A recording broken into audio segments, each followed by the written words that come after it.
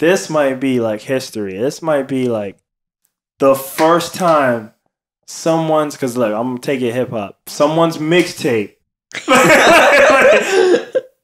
Not only did it get listened, like, cause even right there, that's amazing. We can just stop right there. That mixtape got listened, and it got you not just the girl, yes, the wife. The wife. The wife. That's crazy. You should call your brother though and be like, yo, we were making the wrong music. Yo, I got a wife. No record deal.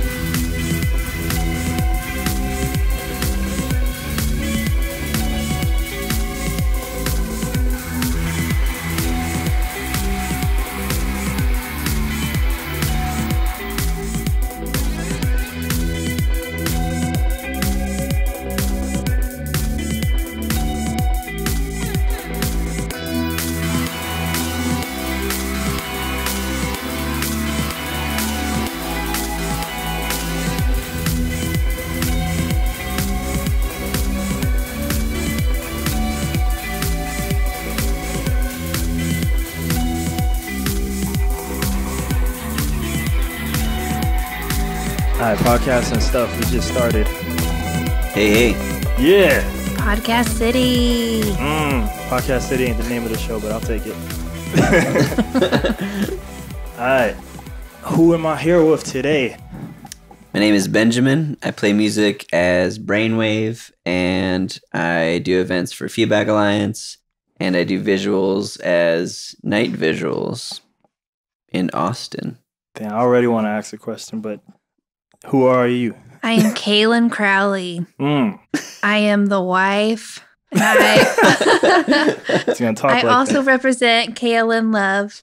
I do events with Feedback. Get ready for it. There's a lot of that coming. I just thought, I didn't know I do until I started like talking to a lot of people. People just bring that out, like point that out. But then I started watching this podcast called Drink Champs. You ever heard of Noriega? Like he's a rapper. It's a New York rapper from Queens. And I'm watching it, right?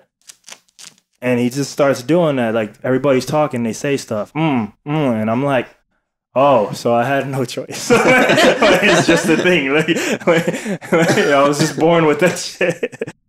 But I expect long stories so I can eat this pizza. And then you can stop talking later when pizza's gone. But no, you mentioned a different alias for visuals. Why?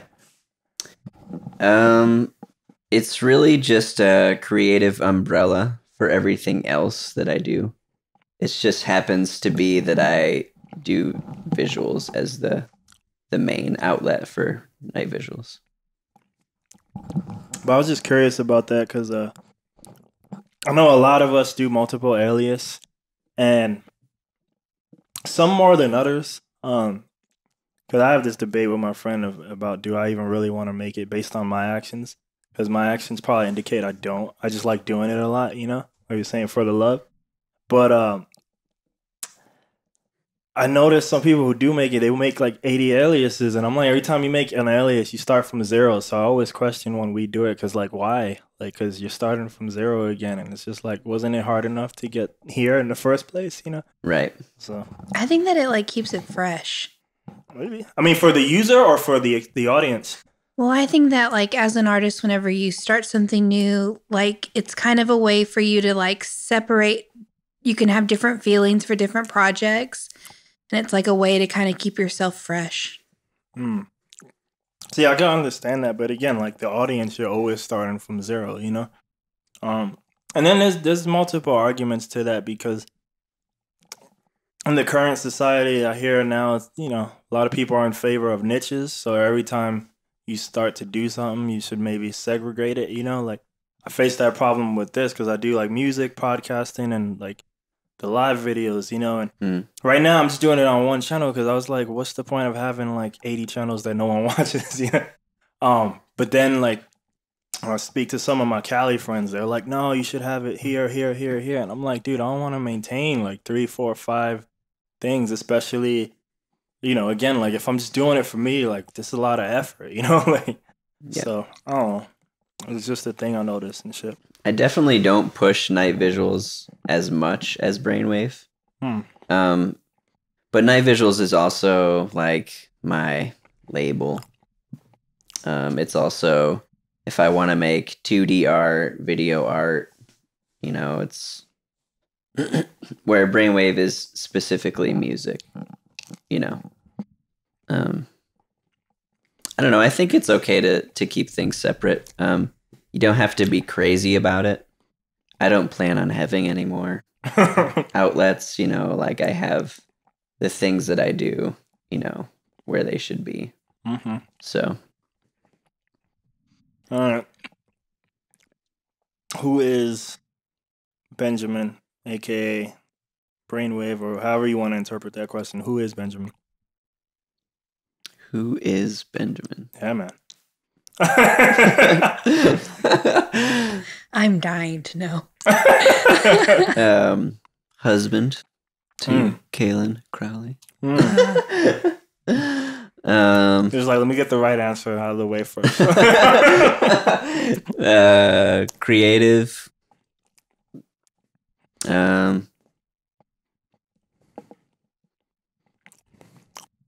I don't know. If I can step in, I think that you're like a powerhouse for like when you say creative, when you say creative, I think that you're a powerhouse for creativity. Because he's just like nonstop. And whenever he does get like bored or restless with something, he'll stop for a minute and really focus on something that he can develop on and just explodes. Is how I see Benjamin.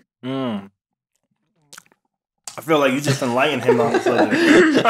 He didn't know this, but now he does. We made progress here. Well, I think, you know, like that's a little ego boost, you know. But, oh yeah, for sure. You know, but like when you work so hard on so many things, that you kind of don't really stop to smell the roses. You know what I mean? So, no, I feel the same way. You know, every now and then, sometimes I'll make the mistake and I hit play on one of my songs and I'm like, the fuck out of here. That's crazy. I'm not even lying. Like that's happened to me like several times. Like, who knew? You know, right. Like I should have known, but I didn't, because like you just keep moving forward. You know. Yeah. Yep. And like these days, I just keep, you know, like for these, like I'll just record it, and then sometimes I hear them like, oh, that's cool. I should have paid attention. Yeah. You know, like, but don't happen. Yeah, you just got to keep moving forward as a creative. It's just. I learned that lesson from a great show on Netflix, Cage. It was called, from Marvel Comics Cage. Pops said, as long as you keep moving forward, that's all that matters. Yep.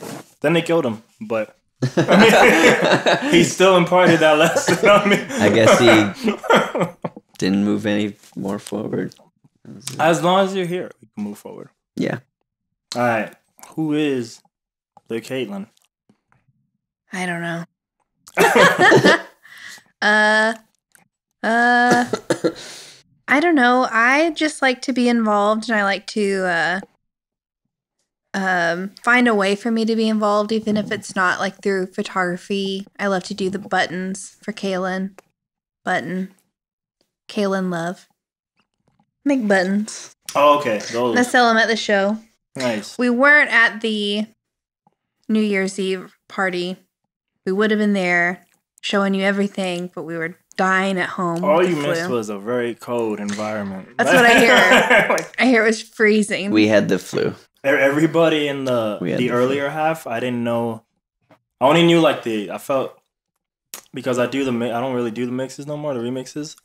But so like the first half of the lineup, I was like, yo, I felt like the old man. Like, who are any of these people? I don't know anyone here. But the second half, I knew everybody.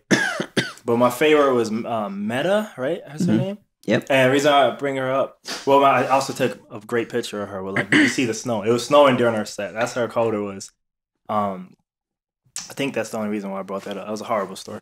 But I mean, just to show you that, yeah, there was snow during her set. Yeah. No. Everybody played outside. Normally, That's crazy.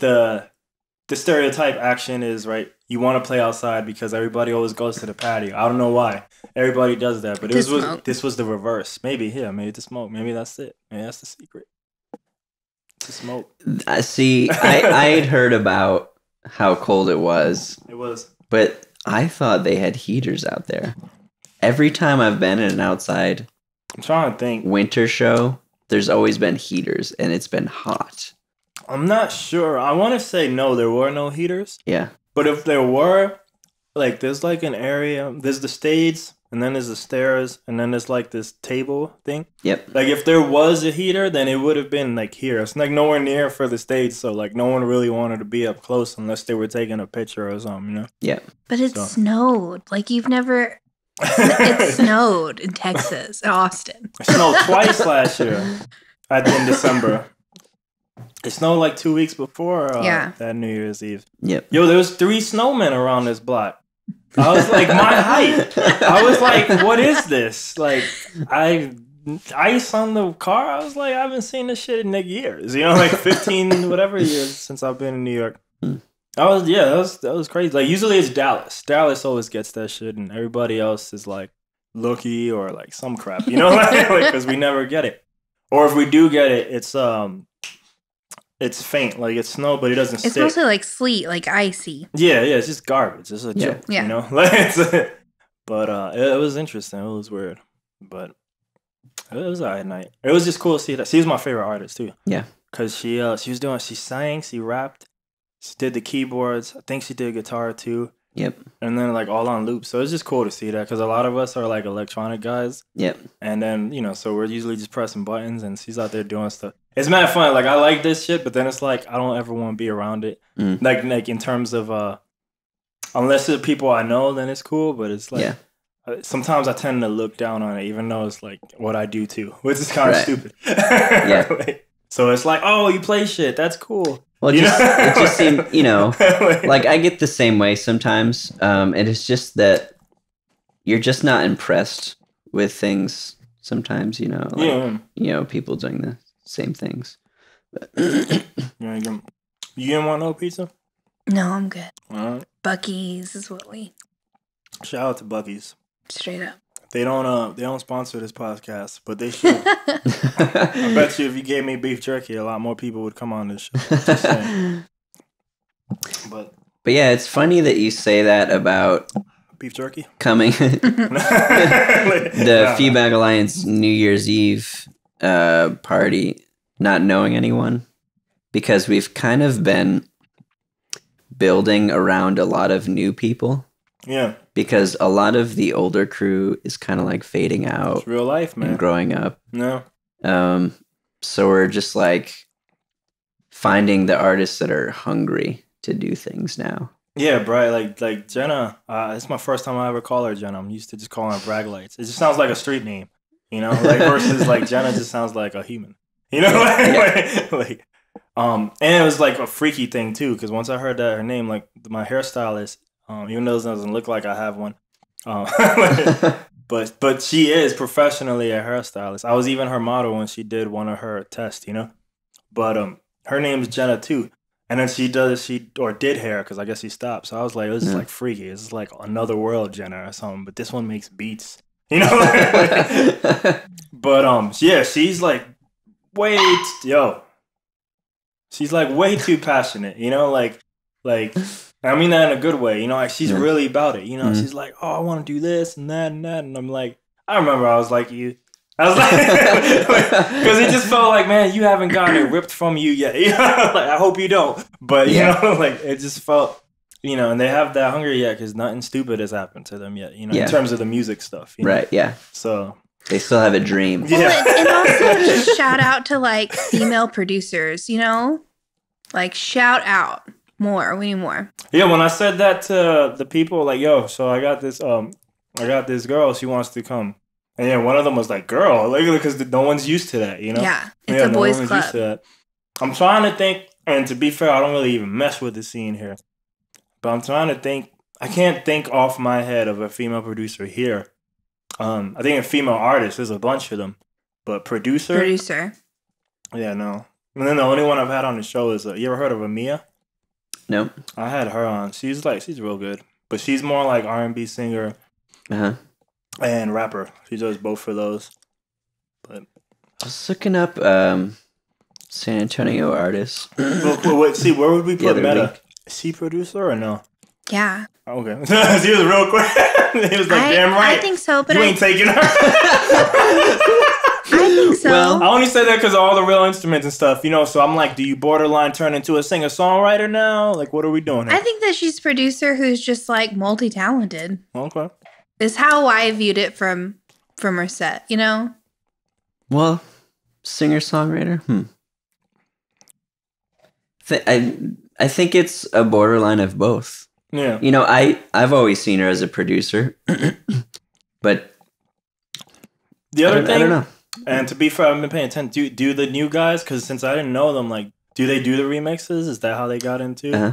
So That's most of how we find out about people. Well, you know, not necessarily, but how we pick who gets to be involved. Yeah. You know, like if you're involved with us online, you know, you get to play our shows, kind of thing. You know.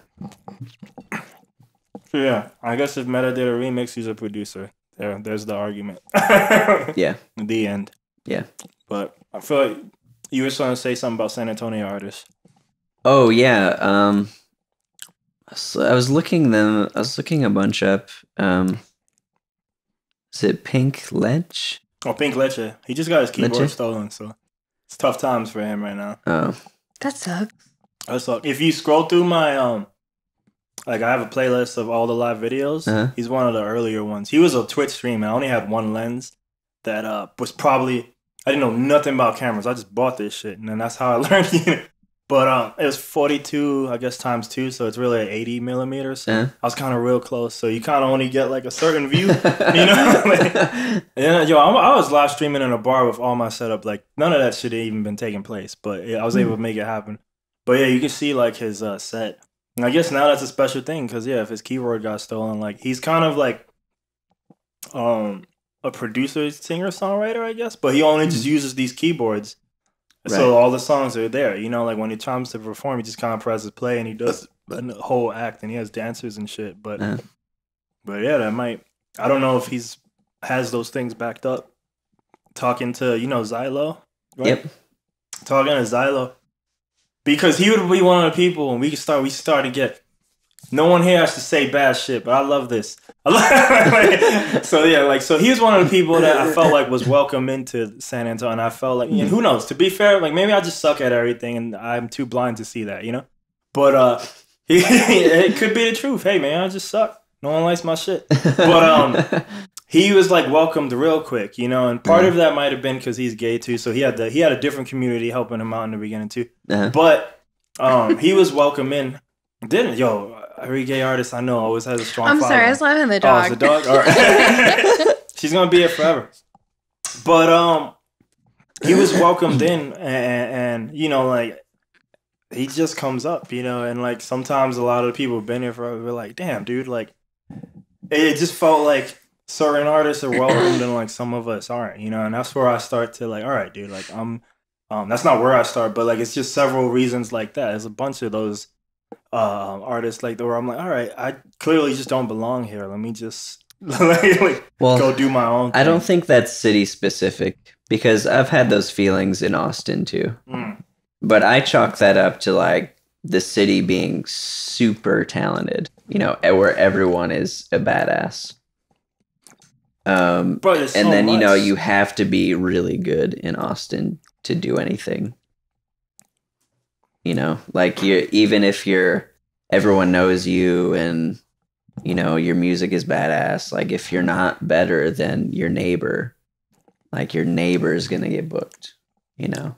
But there's so much going on that I feel like you can still carve something for you. You know what I mean? That's true. Versus here, like our main local scene is the Strip. And then there might be a few hot pockets outside of that. But it's more finite here. I've had this discussing argument / pull the councilman away from me.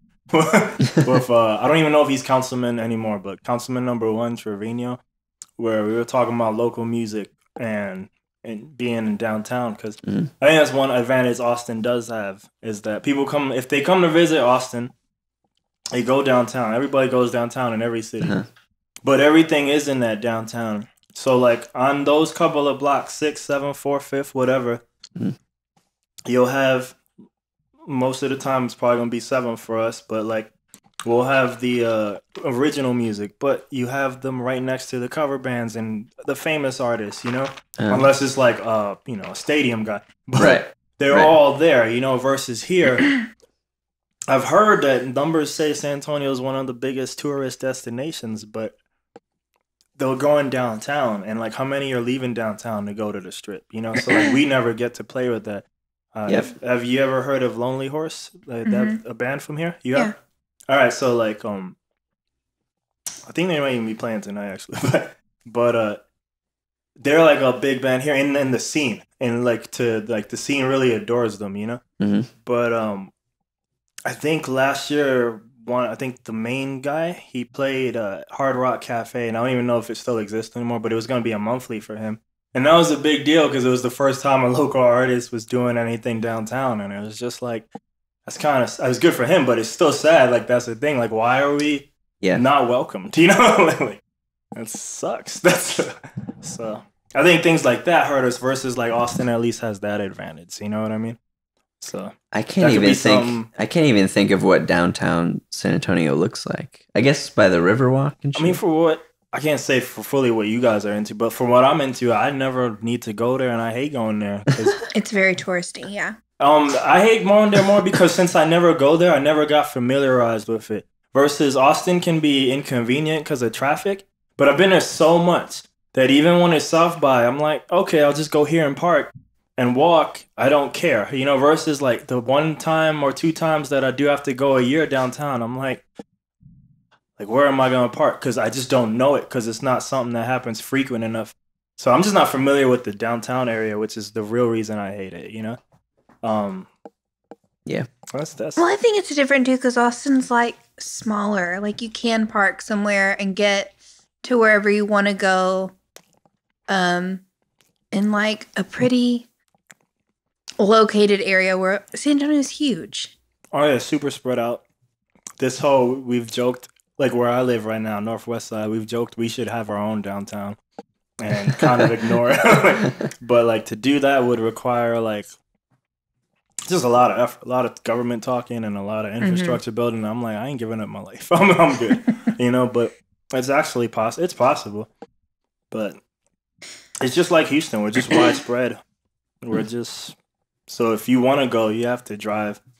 And this is a Texas problem that I feel I never encountered in New York, but a lot of people here in San Antonio, I'm like, hey, I'm doing this, or let's go do this, and I'll tell them where it is, and they're like, oh, that's too far, and I'm like, everyone in the conversation has a car, you know, use it, you know. Like, I don't know if that happens in Austin a lot, but that definitely happens here a lot. You know, that might be a widespread city problem, you know, but I'm just like, things like distance really do play a hindrance to people because just people for some reason just don't want to drive, you know? So I think that we experience that. Like we live in North Austin, and there's definitely like a North Austin and South Austin, and like South Austin people don't want to go north. And North people are like, fine, we'll go south. But I feel like not very often. Yeah. Yeah. You have to make something really all my cool. North friends didn't really want to come down. But I feel like pockets of communities doing DIY things, like there's room to grow, you know? And I feel like that could happen in San Antonio. I feel like it's kind of like an untapped market. It is. I'm just jaded. I just tried so hard that I'm just like, I'm done. What do you know about K23? That was that local thing, right? Does it still exist? As far as I know, they're done, but also, I think they're done, but they're moving. Yeah, see, they've had like 4 or 5 closings. Like, so that's why I'm like, I can't even take it seriously no more. Are you really gone?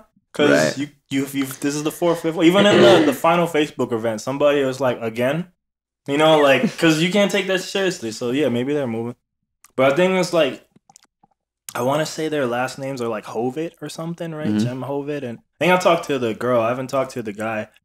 But I don't know if you remember this post I did last year about complaining about Ventura. Good that you don't. What is Ventura? It's a venue here, and I was like shitting on it a lot because I just had a real bad experience with it. I tagged the owner in it and everything, so like it started a little. I think I remember it. That was pretty much my like I'm done with this scene.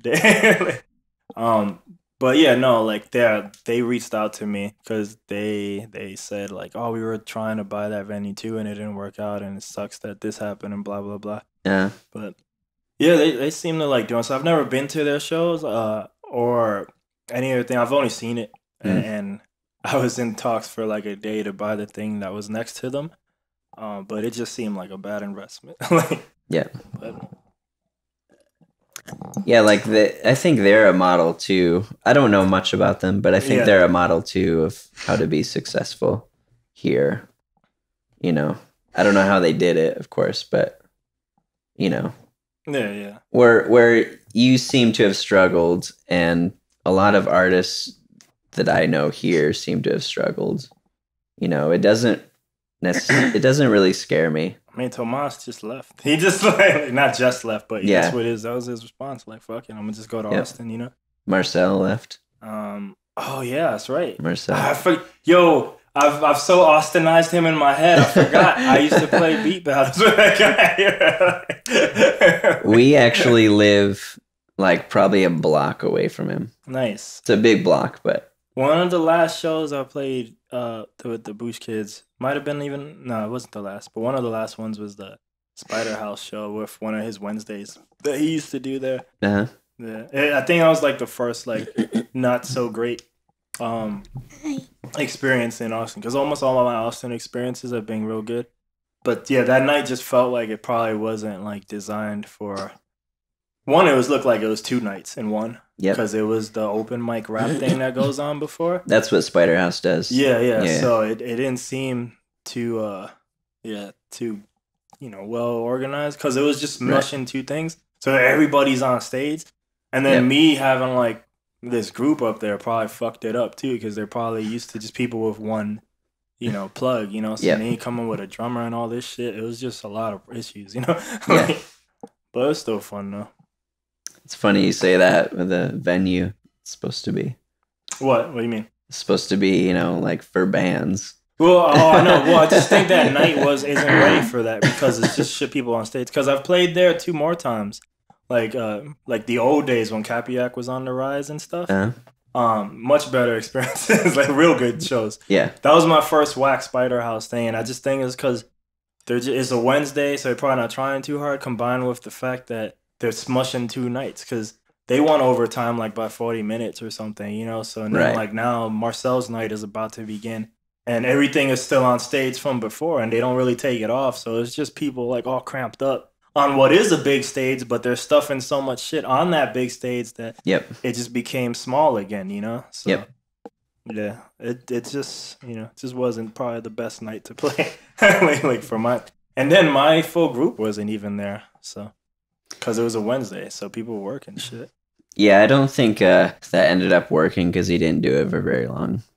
So but it's like it is a Wednesday at like till 2 a.m. right? I think he was doing it till 2, which is, I mean, I'm not gonna be there. I get up at 5:30 to go to work, so for sure. It's funny you say. See, that's the thing that started happening later to me too, and that maybe I definitely was at a lot of shows here in the beginning, but it's just hard to maintain that, because it's like you working. Now I'm not working right now, but I was working. And then the free time, it's like, all right, do I make shit, or do I quote unquote network or support friends? It's like how you balance all that time, and then sometimes you do that you never even make shit for yourself. Yep. I don't know. Perfect balance. Well, it's just like peaks and valleys. I've been flying through them lately, so it's like right now I'm in like a creative valley for sure. Where I don't really want to make anything. Oh, okay. So valley's bad. Okay. Yeah, right. Yeah. Because you were saying you're in a Peak creative valley. something. You were I just thought it was something good, and I don't know. You're like, I'm in a cesspool of greatness. You know what I mean? Depends how you perspective, right? One man's valley is another man's paradise. But, you know, a valley isn't necessarily bad either. You know, it's just like a thing that I have been going through, you know.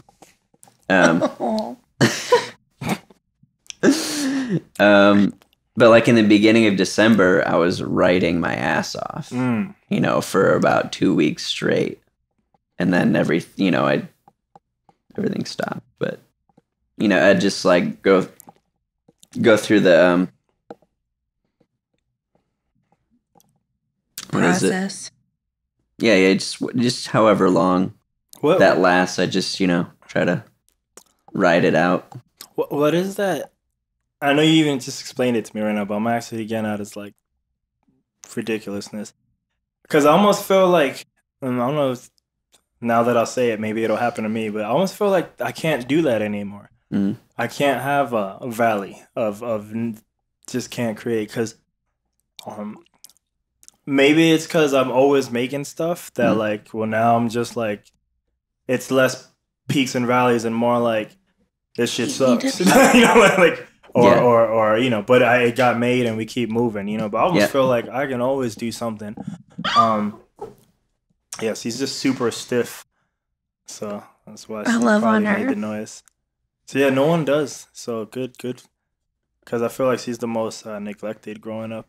Oh, I mean, it wasn't my fault. I was just saying. Shout out to my sister.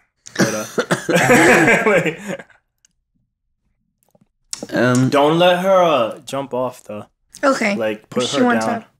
No. I mean, like you can still have it, but if she wants to go down, like put her down instead of let her. Just tell me if you need to get down, okay? Because she's just old, and they shouldn't be. Both white dogs shouldn't really be crashing on this floor. Yeah. Okay.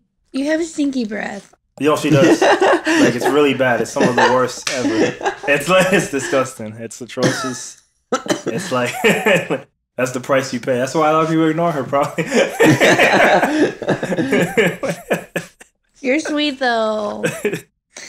You need a gas mask. My mom's poodle just passed away. Oh, I'm sorry. So I get it. She had really bad breath at the end. Really? Is that like a poodle-itis thing? I don't know. She got like a growth in her mouth. And so it was definitely like a big part of that. Hi. And she was like coughing like that, like I don't know what this is, but it like starts to go away. And if they like wore like leashes, you know, like our part, like dogs when they get really old, eventually it starts to like go away and you have to like give them the harnesses so that it doesn't mess with it. They almost free walk all the time, but they do have, when I do walk them, they're always used bodies, luckily enough, you know. Even she's the only one, her body harness, because it's so small, would kind of encompass her neck. But she just don't listen, so that's why she gets. Otherwise, I'd let her walk free too. But that's the price. It's over. The dream's dead. Like it's in your mouth. That explains. We were talking off mic about. I think it was off mic about me and how I should get women. That's what usually happens. The girl tells me I love you, and then they put me down. We're done. Yeah, exactly. Like we're done now. I have no idea what we were talking about before. It doesn't matter. Peaks and valleys, and you're saying? Oh, yeah, I think just because I do stuff every day. Like you see the Instagram post, so like. Yeah. Because now I stopped the group. I didn't want to go back to making beats. That shit was boring. Like, I just wasn't even using that shit. And then I was like, I really just want songs now. And then an easier thing to do, I felt, singing's hard, man. I'm sure you've tried it. I don't know if you tried it, but like singing is hard. And I was like, oh, this rapping thing seems way more attainable. So I just started doing the lyrics every day. So that's another thing now. Like, are they the best lyrics? Maybe, maybe not. I don't know. You know what I mean? But now that I do it every day, I can do it all the time, you know? Yep. And that gets me in shape. But the lyrics are probably here versus the flow because I don't actually rap every day. So when it's time for me to rap them, sometimes it's not as good as whatever it is I wrote. Like the last song I put out, I wrote this verse for the second verse. I call it because like my artist name's ALR Boosh, you know? So like Boosh is the word that I kind of throw on everything. So I called it the Boosh God verse, right? Because it was just a straight verse, but there's no breath. And I was like, there's no way on earth I can do this verse. And then like I was experimenting too, like rapping low with a lower voice that I can't even do right now. And my friend was like, duh, he pointed it out to me, but sometimes I like doing music. And even though I know things, I don't necessarily actively think of the logic. So I was like, dude, it's super hard breathing when I rap low. And he was like, yeah, dude, lower frequencies, twice the energy. And I was like, fuck, that's crazy. And it's like, I probably know that already, but I didn't know that like here, you know, like, but yeah, there's no breath in that. So I had to like, normally I'm like, some of the musicians I was around first were jazz musicians. So I'm definitely hard on like one take, you know? Yeah. I was like, it's one of a few times where I'm like, I can't, because there's no, it just won't get done. Like I'll have to be like a triathlete to do this verse or some shit. Yeah. So I had to let myself off. But I don't know. I just feel like I can always do something. Even before you came, we two of the people you'll meet tomorrow. When we do the thing tomorrow, they came and I'm like, yo, we're doing something. They're like, what? I'm like, don't worry, like we're doing something and we got something. It's weird. I don't know what the fuck it is. Probably won't be one of the weirdest things I ever made, but it's something. It's something. But well, I think you have to go through your ideas because they're not all going to be good, and you have to find that out too, because like the more that you make, the more you realize you'll find out what's good, you know, especially with new things like writing. Like, so like some of the old stuff that I've made, I've actually been like reusing some of it because it's not necessarily like anyone really heard it, you know. You know what I mean? So I can like take parts from it and reuse it, that parts that are good, you know. And then I'll also do this thing where I'll write a song and I'll play it live for a long time, and that'll help me find out if it's good, because I'll take in, you know, if like the audience liked it or if they reacted, or, you know, like how it feels like when I play it, you know. It's, you know, I mean, it's all a process figuring out what's good, because we don't know what's good until, you know, I don't know. We don't really know what's good until we know what's good. You know what I mean? I don't know. Testing it out.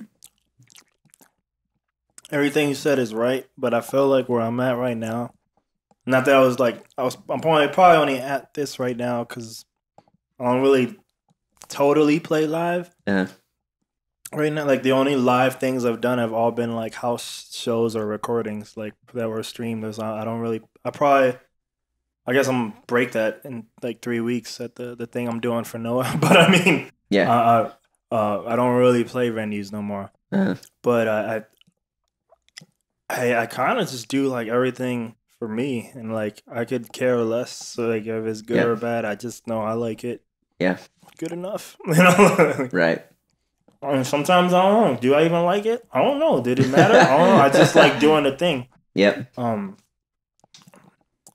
I hate using like stupid soldier analogies because like I ain't no military, but it's just like, yo, I just like fighting, you know. I just like the process.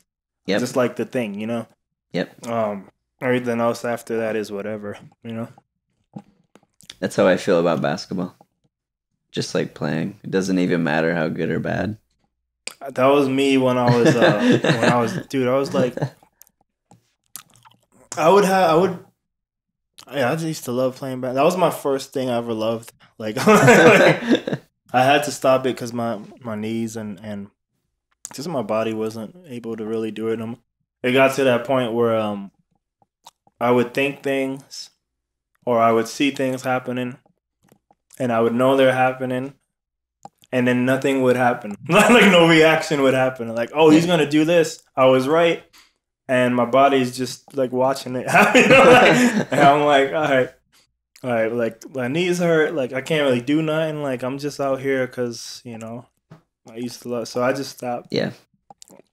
I feel like I took a more Bill Russell approach in that, like, I'm kind of away from it, like, now. Like, I'm done, and I just try not to touch it no more or do nothing.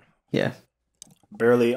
I'll maybe watch some playoff stuff. I don't even like watching anything. I don't like nothing. Oh, man. I don't want to be around it at all or nothing. It's like a girlfriend. I just, like, love her too much. You know? I don't even want to see her. Same thing. I'm usually like that with my eyes if I see it. I'm like, man, I missed it. Like, I'm just like... It used to be so great. It was like the only thing... Because it was one of the few things that I would do in life. Music don't even do this for me. It was one of the few things I would do in life where, like, I was concentrating on the thing so much that you forget about anything else. And I can't really do that with music. I love the fighting games, but I couldn't even really do that with that either. Like, it was just basketball, like, so much concentration and thought going on there that, oh, yeah, like, my name's Abraham, and, like, all this whole life is here. You just get so into it that you're in another world, So, I don't know. Is that so bad? No, it was great, but I just missed that I can't do that no more. Because none of the other activities that I like so much really do that. They don't pull whatever that pulled from me. You know what I mean? Yep. Like Michael Jordan would say, like, it was his escape, Like, none of them really do that for me. Like, I still like them. They don't suck me in or demand enough physical energy or whatever it is that basketball does. Yep. To get me in there, like. So why can't you play again? I mean, like, look, if I I'll bet you, like, all right, look, I'm gonna get super in shape and stuff, then I probably could play. But then, like, now I'm just taking more energy away from all this. And then, like, I just kept getting more serious about these things and stuff. So it was just like, especially back then, I was in school and, like, working and stuff. It's like, it's again, time allocation thing. So it was just that. But yeah, then because I wasn't playing and maybe working out as much, like, knees started hurting. And this started hurting, and that body part started hurting. And it just became like, all right, dude, like, what am I doing this for? Because I always had this problem of going 100. It was really hard for me to not go 100. And now when you're not in shape and you're doing that stuff, you're just killing yourself, So. Yeah, I'm finding myself having a few injuries. And, like, right now I really want to play, and I can't play. Like, I've got... That feeling sucks. I've got kind of like a weird ankle thing going on where I can't run on it. Like, why? Well, like, I can run on it if I'm, like, doing it for, like, 10 minutes. Like, the pain will go away. Warm up. But... Is the pain away, or is it adrenaline when you're just not focused on it? See, I don't know. But, like, if I were to run on it right now, it's like, it's a limp. Okay. So I think probably some of the main injuries I used to get, honestly, I felt like I do yoga almost every day now, but I feel like had I known about yoga and been more open to it back then, probably maybe still be playing right now, like just fine. But I didn't, so I was out here doing stupid shit, and and things were tight, and all types of muscle imbalances going on and stuff. So. Yep. I stretched before, during, and after. Because I'm afraid of shit happening to me. Yeah. I feel especially like, without health insurance.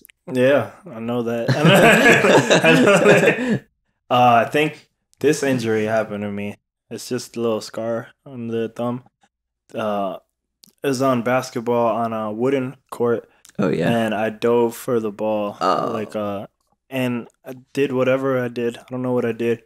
But I just thought it was a normal jam because it was fat like a normal jam. And I kept playing for 2 weeks.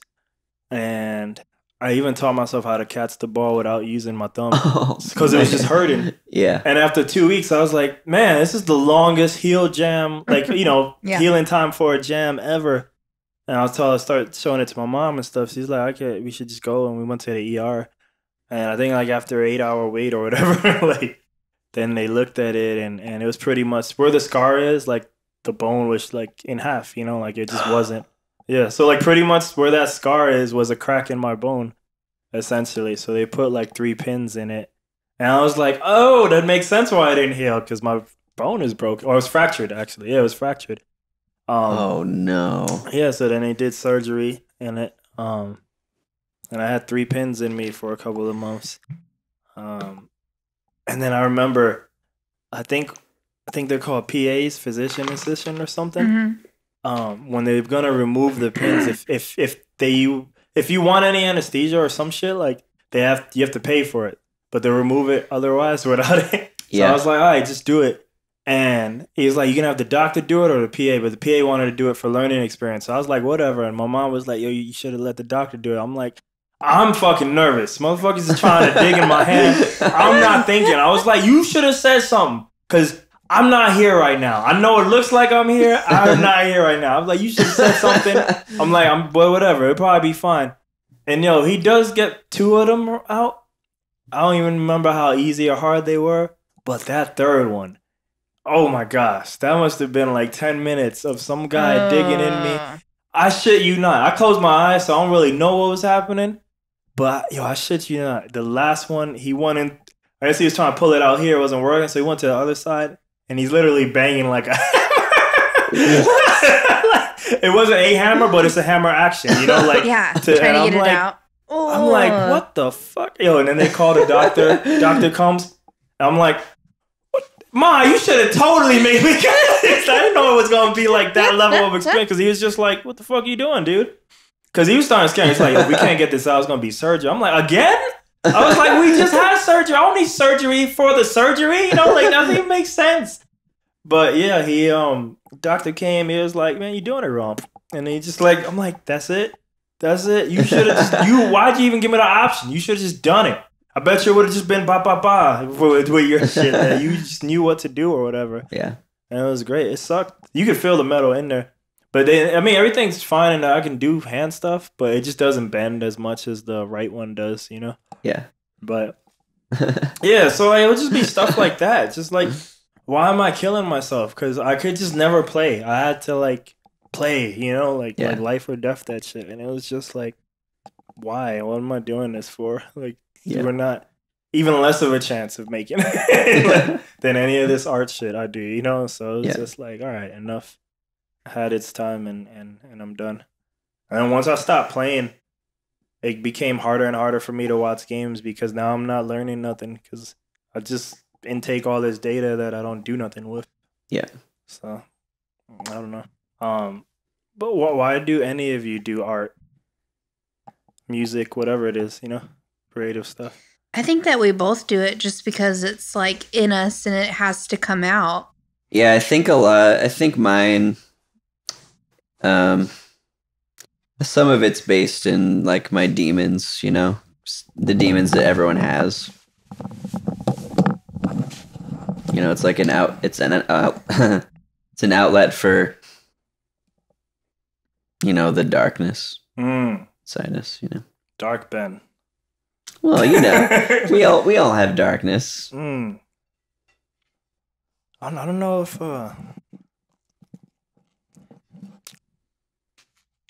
I don't know, man. I feel like, because I guess both of you guys are struggling with this one. At least for my inception, I think people that made me want to do music in the beginning was Dream Theater. Because I heard, y'all know Dream Theater? All right, so I do overcomplicated, you know, music, prog rock and all that shit. So when the first time I heard that, I was like, I didn't know music like that was possible. That sounds really cool. I bet you that shit's fun, you know? And then I started with guitar and all that stuff, but I ended up getting into all this electronic shit because it's easier to do that by yourself than it is a band, you know? Uh-huh. But I think I had a similar path. Yeah. Prog rock and all that, or something else? Well, I mean, metal. Okay. Metal to, you know, figuring out how to be a solo artist. Being an electronic artist. But I think a lot of it, and especially for a lot of not even us as beat guys, but like us as like the hip hop people who actually make hip hop beats, that shit just sounds hot. That's why they do it. I think that's usually the simpler reason. That's not to say the demon thing is wrong, but that's why I'm like, you're struggling, but I'm like, sometimes it's just, baby, that shit just sounds good. Like, Yeah. And people wanted to do it. Yeah. I know that was going to be such a tough one. And then both of you had Well, I mean, you know, like this in the same way, like when I heard Bjork, when I really got into Bjork for the first time, like that changed the way I thought about music for sure. You know, and that's when I started making electronic music. It was terrible. I didn't know what I was doing, but I made my first record on Fruity Loops Studios. What And number? Do you remember what number? No. It was stolen. I have no idea. I had I'll edit that out. I had the FL Studio. Like, I know the last one we ended up was 3.5, but it might have started like in the 2s. And I don't start doing music till like maybe 23-ish or something. But like I was like the kid on the block with a computer, and I was like really good at the ways of the downloading, you know? Yeah. So I would end up getting it from my other homie, like, and they would make beats on my computer and stuff like that. And they were using things like Hip Hop EJ, if you remember that. I don't know if you remember EJ. It's real crazy simple code back in the day.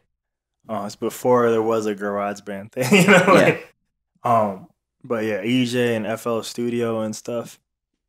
And that dude still makes beats today. He's a guy that like to shit out beats. Like he's the type of dude that last time I was in New York, maybe 2 years ago, brought him to my other friend's house, and he had beats that he's made on his phone, categorized by year. like, these are my 2012 beats, and he's just like playing. I'm like, yo, I feel like he could have played a party off his phone. All his music for like probably like a 2, 3, 4 hour party. I'm like, this is fucking insane, dude.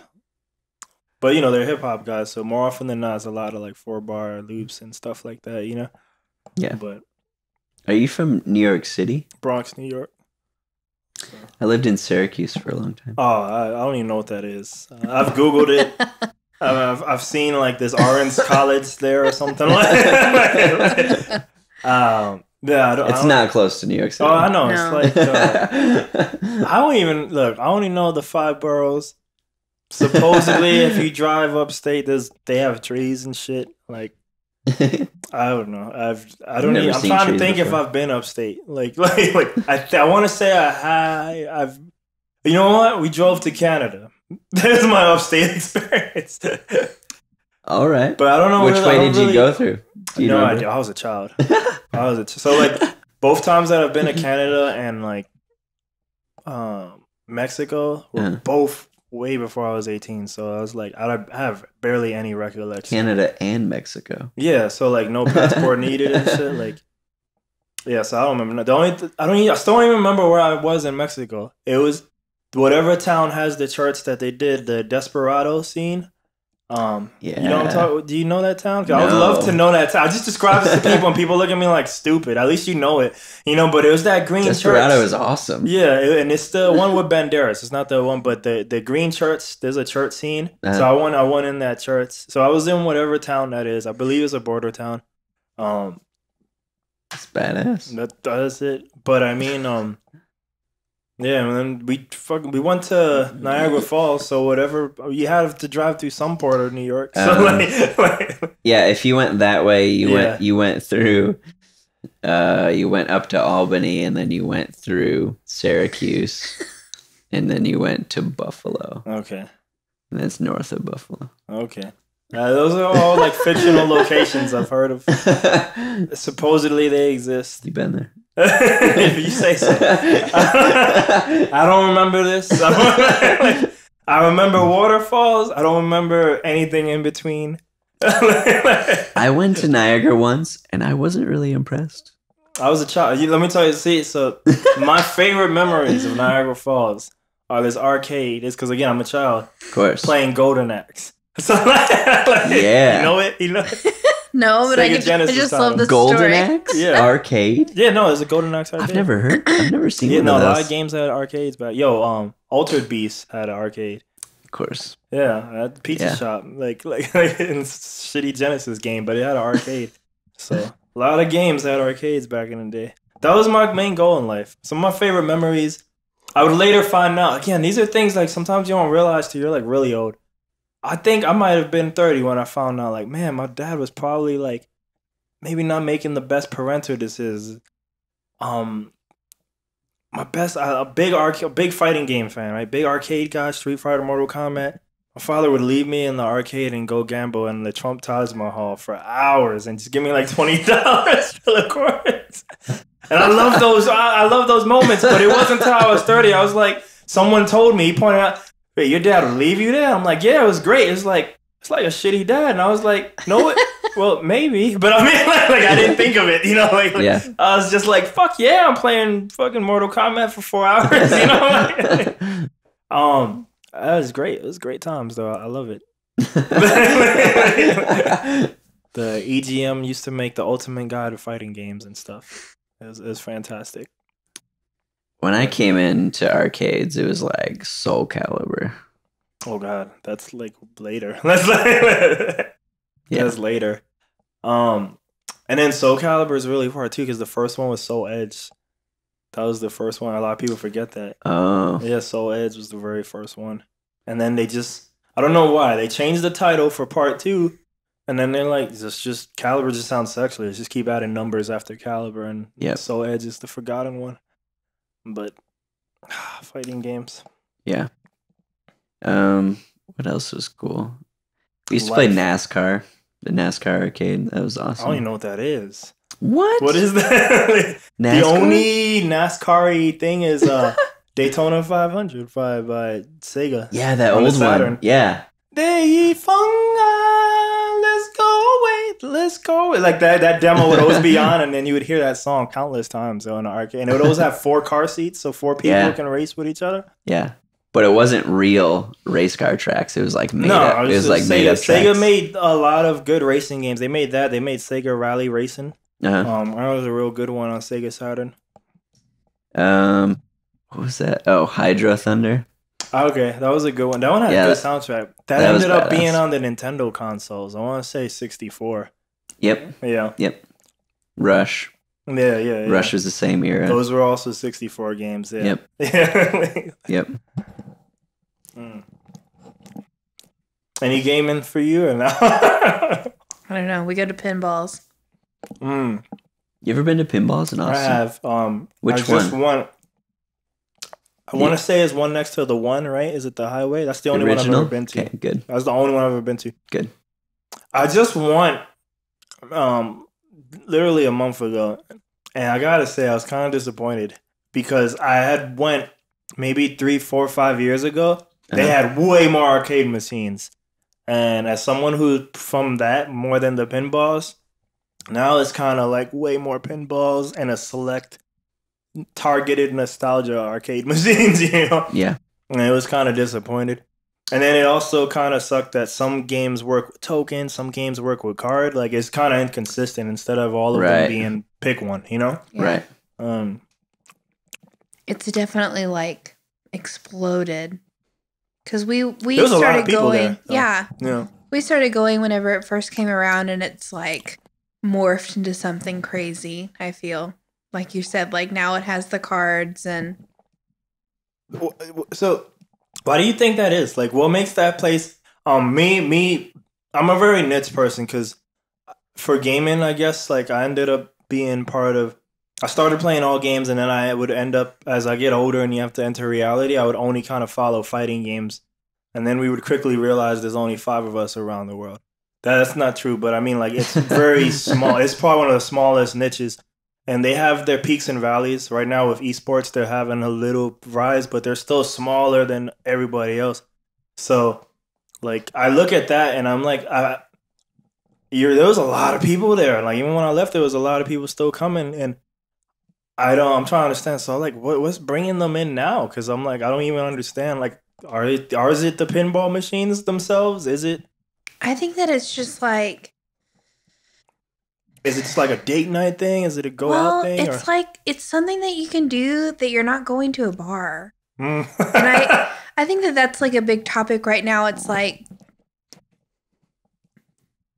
I guess that I'm referring to like kind of this like new safe culture thing where people are getting sick of having to go to bars for entertainment because you don't necessarily want to go drink. You're going there for entertainment.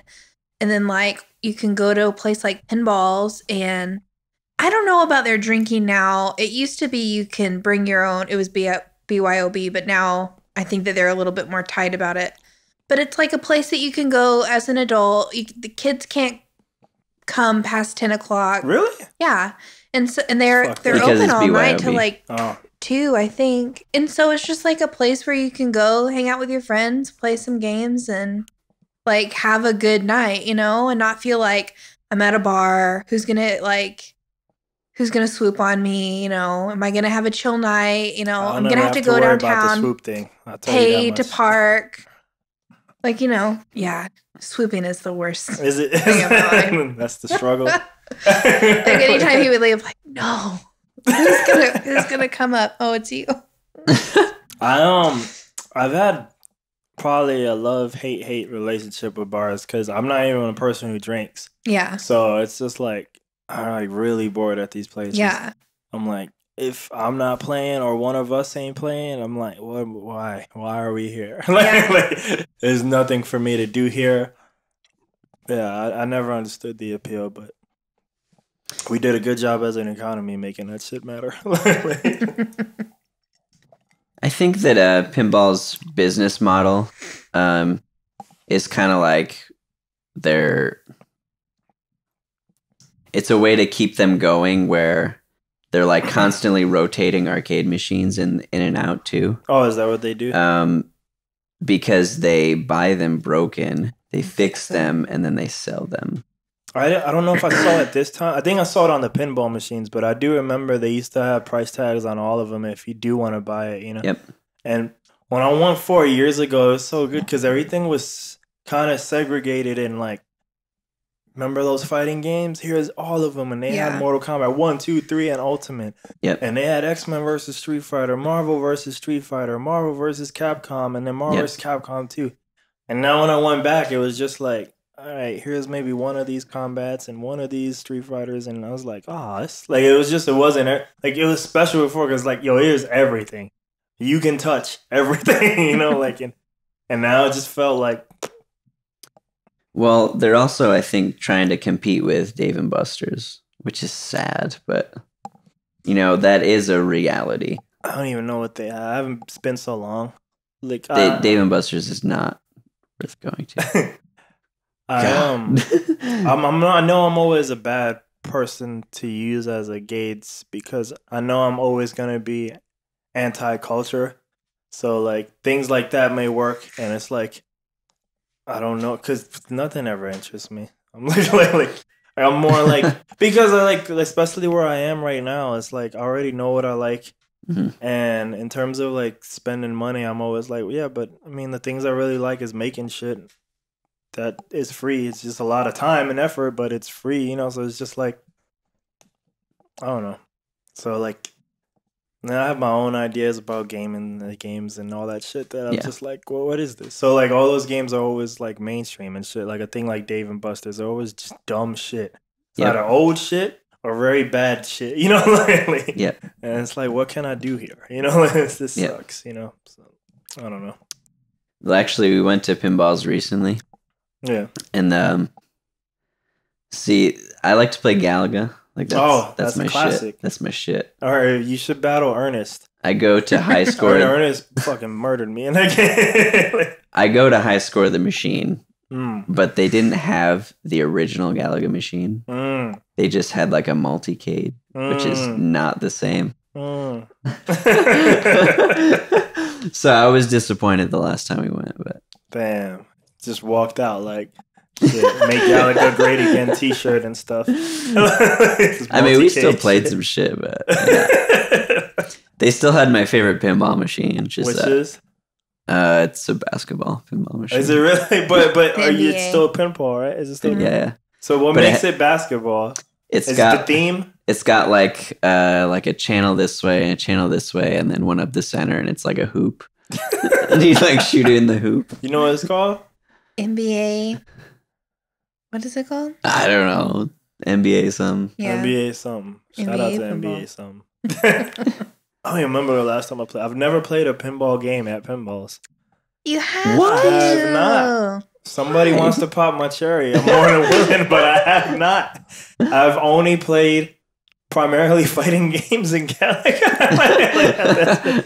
Like my arcade, the main arcade, not anymore. I'm nowhere even near that. Would be more like I'm sure you know from Tommy, like Arcade UFO. You know, Oh yeah. that was my because that's where Yep. the fighting gamers are. You know, so back when I used to be part of the fighting game community here, and we would travel to UFO. Back when forgot his fighting game name, but I think his real name is Ryan. Some, but yeah, he was a more popular fighting game player. He used to own that venue, and they would have like the weeklies, Oh. and we would go and ram bets. So they were like it's almost like the way a NASCAR season works. Like you get points. So even Yeah. if you never win a tournament, you could still win. If you like always got second, you would still win the season. You know. Yeah. Right. So yeah, we would do stuff like that. That was the main arcade interaction. But they have primarily, I don't know what they have now, but they had fighting games and they had Japanese style cabinets. So and they had the Yep. 4-player Pac-Man table. You know, like and that was Yeah. always like I don't know why, but that was always kind of like a game for us to play as a fun thing. You know, like I to went. see who would win. I've been there once with my friend Dave. It's pretty interesting. Yeah, it's different than the others. Yep. Especially if you go on a tournament night, then you see like a crowd, a different type of gamer. It's different people. South by, if you go during the right night on South by, because South by has been having like proper gaming tournaments, then you'll see the famous players from around America and maybe international if they invited international. Yeah. And they'll come through UFO too. And that's when it gets really crowded because everybody wants to be around them and play them, you know, Right. and shit. Lose to him. More than likely. There's probably a handful that can even like hang with them. There's a lot of them who think they can hang. Do they get paid?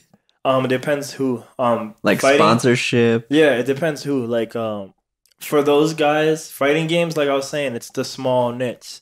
So Yep. Other games like a League of Legends and StarCraft, like those things are popular enough. You can do the real sport thing. You may never win, but it's still your living, right? You're a professional athlete. Fighting games, and they're having their little rise right now, but it's probably still at a point that if you're not in that 1%, it's probably not your living. There's a guy called Wolf Crone, and to be fair, he didn't even travel a lot last year, but he only made 11,000, which is a lot for playing a game, right? It's more than probably most of us made in any of our music career. Yep. But you ain't gonna pay your year with 11K, you know. Nope. So like but he's sponsored now, so he'll probably travel a lot this year. But people like Daigo, who you may have heard of, I don't know. He's probably the original like famous player. Mhm. He's like a NASCAR. He has 3 sponsors, you know. So I'm pretty sure he has a book, you know what I mean? He has one of his sponsors is Red Bull, you know. He has actually maybe 4 now or something. It just keeps adding up. Like the joke is he's a NASCAR because they just keep slapping stickers on that guy. When people play, they usually put their sponsor in front. When he plays, they usually have to shrink his name because it's sponsor A, B, C, D. You know, like he's the only one like that. So people like him probably make a living off of it. The only one that I know plays is Tommy. Yeah, he's the only one who's like I would say good at both. Like, cause Tommy, he places pretty well. Like if it's a Texas thing, if he's gonna lose like, you know, near the cream of the crop. And even when he went to, I think it was Seattle, he still did all right. Like for, you know, he didn't make it to the top 8, but he still did all right. Yeah, he's real good. I know people here who I won't name who think he sucks, and I'm like, but you never do as good as him. What the fuck? I don't say that part because I know a lot of people have egos that I can't beat. But I mean, like, but I'm like in my head, I'm like, but you always fucking lose. Like, what are you talking about? Like, and I know he's good too, but it's like you never place like that, you know? So I'm like, what are you talking about? I think that just might be like the fighting spirit. They're just salty. Yeah, I think that's just what it might be, you know? He just won the Red Bull comp for the Street Fighter remakes Yeah, too. So I was just laughing. badass. I was like, "That's funny that he won that." I was like, I mean, him and Rudy together is like dynamic duo. "Is that the rapper, the Retrograde?" Okay, I don't know if I've ever met him or if I have. I think I met him at a party. I don't think I've ever seen him live. Actually, He's from Subculture Patriots. Where? Do you know them? No. They're a bigger rap group. I think not recently, but Okay. yeah. He has an old vibe, definitely in the sound. He has the old school hip hop vibe. Yeah. And in his thing. But yeah, no, he's good. Yeah. He's good. He's a really good rapper, and Tommy's beats are crazy. Yeah. I saw them. Tomorrow's stream will not be as professional, but I saw them on the Safe House. Is it? Yeah. Have you seen that? Yeah. I remember when Safe House first started, dude. It was just like this whack shit. And then Twitch helped him out. It was. But I don't blame him because you start that shit. You know, like, but like compared to what it is now, like, no, it's like pro shit now, you know? It looks great. Sounds I did great. a Safe House a few weeks ago. Oh, for real? Coincidentally. Shit, that's what's up. It was badass. Is it somewhere I can like look it up? Uh-huh. Like, do they have a YouTube or no? They have a Twitch. Well, I mean, that's where it's streamed live, but yeah. do they archive it somewhere else? Because archives don't always stay up forever. Oh. I'm not You sure. should have ripped it. I'm not sure. You should have ripped it so you can keep it for yourself and at least use it. I think it's still on Twitch. I'll check. Well, maybe I won't. I don't know if they have a. Actually, it was me, Meta. She played too? Yeah. Oh fuck. She's Limelo played, and this group called M. The whole show was badass. I'll try to. I bet that it is there because they had like internet problems and so they couldn't live stream it. They like actually edited it. Yeah. And put it on. So it is probably up. Do they archive it anywhere else though? I don't know.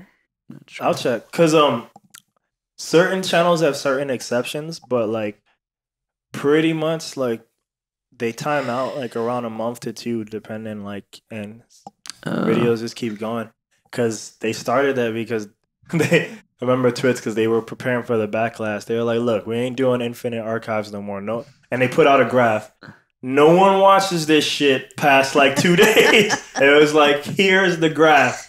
2 days, 0. You know, and it was like maybe like 1% is watching it if they missed it because it's just too much shit going on. You know. Yep. So that's why I was like, I'm sure they have it though. They can't just be not putting it somewhere, even if it's not. But I'll try to look it up. But they just it's too much shit. That's why I'm like, Twitch doesn't really have a search feature. I'm like, well, look, I'm gonna just do Control F. This don't come up. I'm giving up. I'm not even going through all the archives like that. But let me see. Yeah. Should I do the life question? Should I get to the real part and then we can wrap it up? Let's go for it. All right. This is where it gets dramatically different because I sometimes I don't warn people and it's like, what the fuck just happened on this show? Like, and if I remember them, it's been a while since I've done this. First one is, what's one thing? Both of you gotta answer this, so no, this pass the torch shit.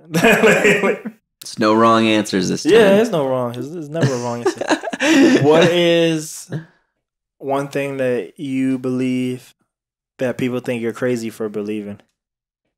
That is a really tough question. Yeah, if you thought the art one was bad, get ready. All these questions are gonna suck. Like there is no like layups here, man. I'm about to edit this silence out. Yeah. This is gonna be some Depeche Mode moments now.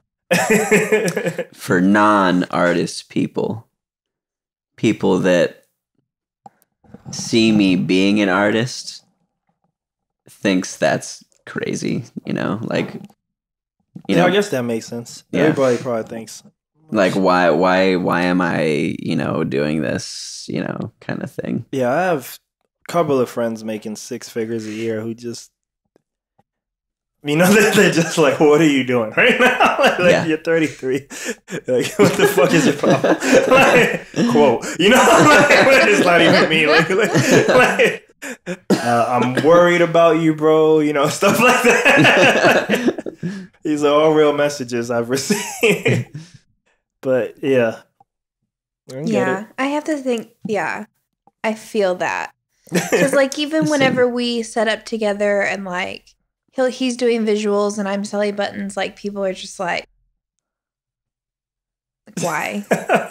Or, like, especially, like, with me and button sales, they're like, why are you selling this button for $1? And I'm like, I don't want all your money. Like, can I just make you happy, like, for $1? And they're just like, you're crazy. It's like, okay. That's all right. That's fine. You should put so wait, do they want to give you more money? Is that the thing?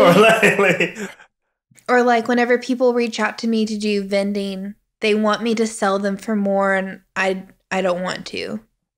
Basically because I don't think that I could sell them. I don't think that they're like, well, why aren't you charging like 2 or 3? And I'm like, one, I don't want to sit here and do the math with you as you like pick out 15 buttons. And 2, like, I don't think that you'll be as interested to buy them. Yeah. And so, like, I hear that they think I'm crazy, and I just have to be like, I don't care. You should just put up a sign that says, if these buttons are too cheap, feel free to give me more. You know? Tip jar. Yeah. That's one of my biggest regrets when I used to play, especially with the band, because at least that put on a show when all of them were there. But, that we never had a tip jar. I think I fucked up a lot because I remember being in New York. I'm a big jazz guy, and I go to these jazz places, and they would ask for tips on the mic, and then they pass the cookie jar around. Yeah. Like, literally walk around like, you giving me shit? You know, like, and I was like, fuck, like, we fucking up, yo. Like, I see people leave the tip jar in Texas. These motherfuckers walk up to everybody. Like, where's my money? Where's my money? You know? Did you enjoy the show? Yeah. I mean, like, I didn't want to say this story, but I'll say But that's whatever. a hustle, you know? I was in a jazz bar that they didn't charge cover, but they minimum 2 drinks. And those drinks were fucking expensive. They're like $7, $8, $9, you know? And I don't drink, like I said, but like my friend, he drinks and he loves to try to get me to drink. He's one of those people whose goal in life is to make you drink for some reason, you know, probably because I don't drink, so he's extra motivated. So like so he really wanted to get me drink. And this is like 2 years ago, so I love basketball, so I tend to talk silent sometimes, but if I'm about some shit, then I'll start talking really loud and stuff, and like I was talking passionate basketball beliefs. You know, LeBron, Warriors, whatever the fuck, arguing. Yeah. Things I believe. So I'm talking really loud because there's a jazz band playing right here. And I don't remember what was happening, but I think the band was angry that I was so loud. And I think this lady was angry. And I was like, this is a fucking bar. This isn't like, you know, watch. We're not watching. You know, everybody's talking. So I'm like, everybody's fucking loud. Like, I'm using my voice. You guys have a fucking PA. You know, like I don't know, like, how are you losing to me? What the fuck's the problem? And then the other thing, I think that at the end he comes to me for a tip, and I'm like, giving you a fucking tip, you know? like, and he was mad pissed. He's like, dude, because I think I had this thing and like where I said I love jazz. Like, man, he loves jazz, but he won't give no money. I'm like, you fucking calling me out on stage, fool. I don't know why I brought that up. It just reminded me with the tip jar and stuff. Because it's funny because my 2 friends who didn't want to be there, I wanted to be there for jazz. They gave them tips because they got New York intimidated. They got intimidated because he came up to them, so they both gave a tip. And I was like, giving you no tip because I still have the New Yorkness in me too. You know, so I was willing to stand up for myself. But that was a silly, stupid story. I just wanted to say it. That's the secret to this podcast is I bring people on, but then if you piece them all together, then you get like me. You get, so it's not that's why it's called Boosh life. So if you hear all of them, you get like the puzzle of Abraham, you know. So that's why I interject so much. So yeah, both kind of using both answer that. Next one is the goal in life. What is your goal in life? We got good goals. Tell them our goals. She was quick to defend that shit. Ooh. Ours are good. They're gonna win. We have the best goals. The best goals. So I wish I could see. I know it's got this bar here. I'll move it down. It's okay. You want the phone? You can like just stare at him on the phone. It has the video of the camera. Oh, wonderful. So we want to open like a studio, art studio venue kind of place that we both can work in, and we can both throw events in, kind of stuff like that, like an event space. Nice. Every musician's dream. I mean, it's a great dream. Yeah, man, it's doable. It can be done. We also, I mean, like life-wise, we want to buy a house and have kids. You know, real life. Probably in the next, I don't know. It's hard to put years on it. It's hard to put years on it. But soon, you know. If soon is within the next 5 years. It's hard to put years on, but you know, just you know, it's 5 years. Plus, I'm hiding behind this bar, so you can't see. It's easier. You know, it's not 5 years, but it's, you know, like in the ballpark. You know? I've heard him throw out a couple of numbers. I do remember the first answer. You don't really care for people's maths, right? You know? Yeah. No. So he throws them out, and you just probably let them keep flying. Right? Yeah. I hear people say that, and I'm always like, "Yo," it just reminds me again, like, man, I'm just a fucking child, dude, because I'm like so far from that, you know. But who knows? Well, like I would say that 3 years ago we weren't on that level, you know. Maybe even 2 years we weren't thinking on that level. So I, you know, don't feel like it snuck up on us too. It took us a while to figure out what we wanted for that. And with the age thing, it took me a while to kind of figure it out. But like I look at people like Sound Founder and like Butcher Bear. Do you know them? I know Andrew. I don't know. Oh, okay. Yeah, that's right. They're both. I mainly know Andrew from that. But yeah. I look at people like that who are older, like your age. Ben's even older, you know. And I think the age doesn't fucking matter. The great poet Aaliyah once said, "Age ain't nothing but a number." However, if we analyze that song, R. Kelly wrote it for her while she was under 18 and married her.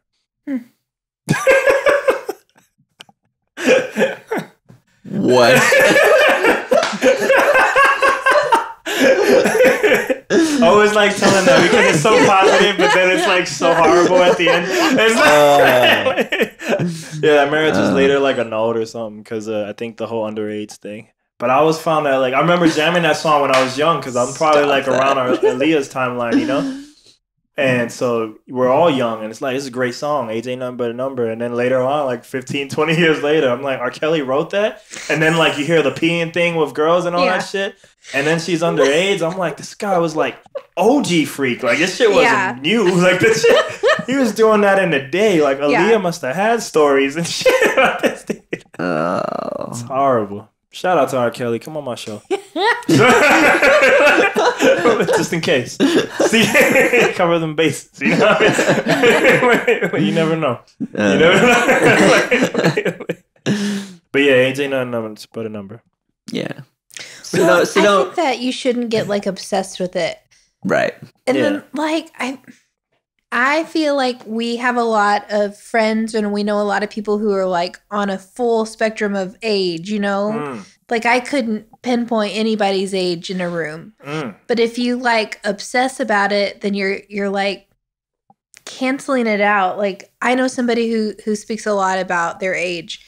And it to a point where I was like, you got to stop because you're making me feel weird for being younger than you. And you're making yourself feel weird for being older than me. And it doesn't matter. We're in the same room doing the same thing because we enjoy it. And it has nothing to do with how old we are.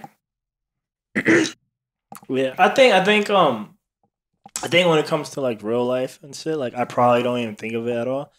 Every now and then I'm reminded like, oh shit, like I am 33 or something.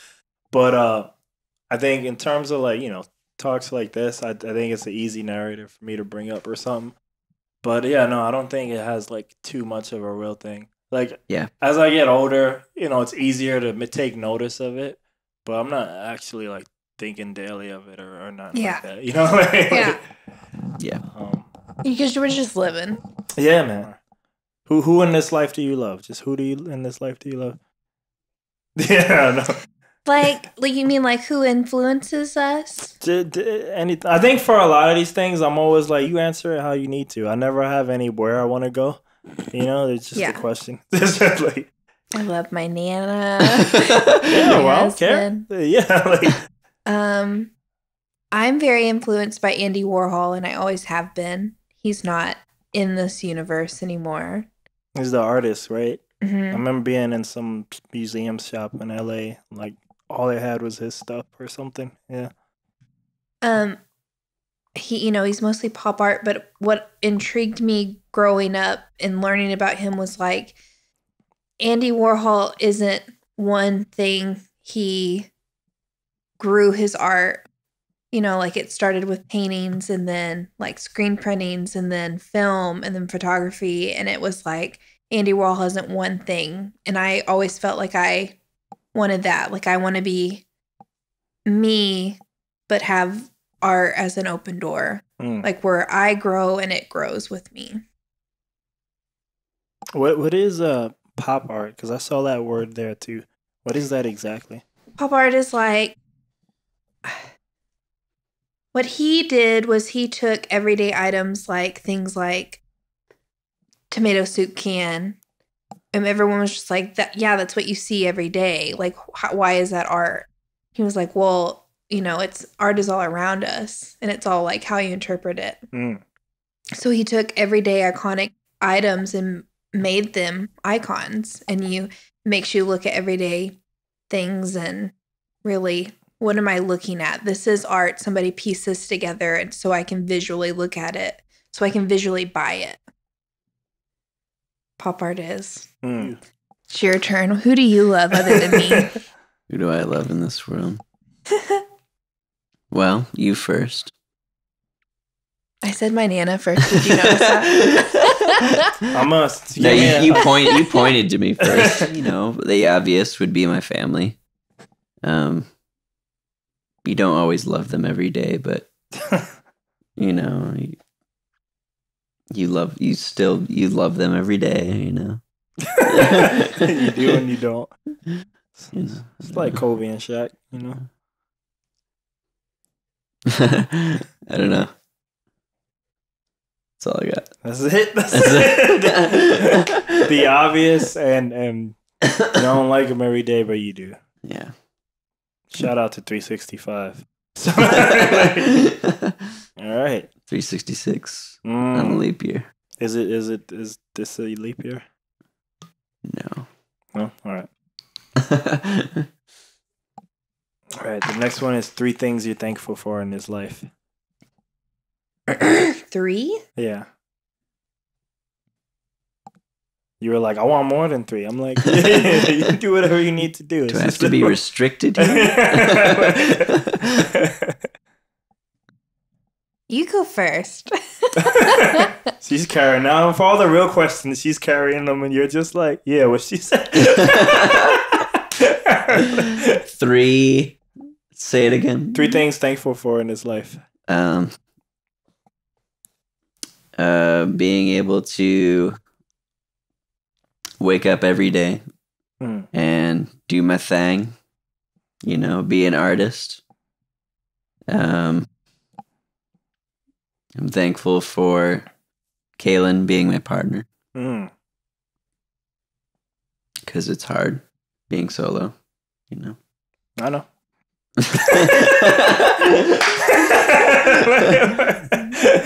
And thankful for not having nuclear war yet. Shout out to no war. No nuclear war. Under our our new favorite president. Oh my God. I know you're joking, but I can't even. Dance, you I can't even with that sentence. I had one of my audio teachers Man, I don't even know because I usually don't even go into politics unless the person actually works it. I got Diego Bernal on. Yeah. He's a councilman here. He just happens to make beats, which was the real reason I got him on. But he's a That's councilman, awesome. yeah. So no, he's a state rep right now. I'm sorry, he was a councilman. He's a state rep now. So, but he opened up for Bonobo, yeah, like recently, which is like fuck, you know. Yeah. But so I tried to purposely get some politics shit, not about Trump, but more so about what he does and stuff. But yeah, I almost just never go there because that's just not what I'd focus on. Mm-hmm. So, but anyway, I had my audio teacher, and I don't know how he got there, but man, he went on like a 2-minute rant. I'm like, fuck this guy, and blah, blah, blah, blah. And then he was like, the only thing he asked me to edit out was like, just edit out his name. He's like, because he doesn't deserve, because he's a media whore, so he doesn't deserve to have his like name said. Yeah. But he's like, everything else, I'm good. I was like, he was like, you sure? I was like, I asked him like 3-4 times. I was like, yeah. Just his name though. You better do that. He's like really adamant that I get his name. I was like, all right, I'll do it if you say so. But yeah, all right. I think he said 3. I don't know. Yes, said I said 3. All right. One that I'm really grateful for is like the community that has supported us in Austin. It's been amazing. I think that the friendships that we've made our years and growing, I feel like we have really grown up in Austin, even if it's like an adult growing up. And the connections and the just beautiful friendships that we've made and the outpour of love. You know, we got married in October, and so people have really been opening up to us about like their feelings towards us, and what does that mean? It's been a really uplifting thing of just having like your friends or, you know, the community that you have been pouring yourself into turn around and like show you love is really been an outstanding thing. Just being happy for us. Like we had Andrew DJ our wedding, and that was something that like whenever we were planning our wedding, that was like one thing that we really wanted was him like to do that, and him to, I think that he like kind of offered to us at first, right? Even that was just special. It just felt good to have somebody that you've been looking up to be like, yeah, I want to be a part of your wedding. Like, yes. And you guys make me feel like shit because one of my band members asked me to do his wedding. And I'm like, no. I'm like, because I've had like 3 or 4 friends ask me to do their wedding. Not recently though, just only the band member got. But I just, when it comes to this stuff, and this is probably one of the reasons why I'm maybe not successful. Like, I kind of really only like doing the thing I like. And every other thing, I guess the avenues to money, it's less that I'm afraid of making money and more that they entail me doing things I have no interest in. So I usually, like, when I do go back to work, it might probably be something that I don't necessarily like just because, or a different interest. Because for music and for this, I'm like, yeah, I kind of want to do my thing. And I get that all these other things would be successful, like the 1-minute videos, but I'm like, that's not really what I would like right now, you know? Like, so. Yep. And same thing with the weddings. Like I feel like I'm always an asshole, but I'm like, look, I know DJs. I've literally, for all of them, I actually hooked them up with my guy because that's what he does. He loves doing weddings. So I was like, this guy will do it, and he'll probably do it better than me. So like, but I'm like, I just don't want to do that, you know? Like I want to do what I want, and wedding environment is definitely not where I should be doing what I want because it's your day, you know, not mine. Yeah. So I'm always like, I'm pretty sure I'm not the right guy for that, you know? I'm doing it more for you than I am because I don't want to do it too, you know? Yeah. So, but I don't know. Maybe I'm just an asshole too. Well, working a wedding is definitely like Work. It's a lot of work, yeah. Yeah. Was that your 3? Yeah. Ben is definitely my second. Always number 2. Number 2 to Nana too. Yeah, family. All right. I don't know. It's hard. You're gonna love this one. This one is one person you would want to forgive and vice versa. One person you want them to forgive you, and if you can say why. Forgive? Yeah. I'm salty. I feel like there's like so many little sections where I'm like, these could be like a cool Instagram clip, and I was like, that was one of them. Like, forgive, like I'm salty. You want me to put down a grudge? I don't know if I can do that. You don't have to. I mean, like, but I mean, because I just found like, and everybody answers. Everybody obviously answers it different. That's stupid.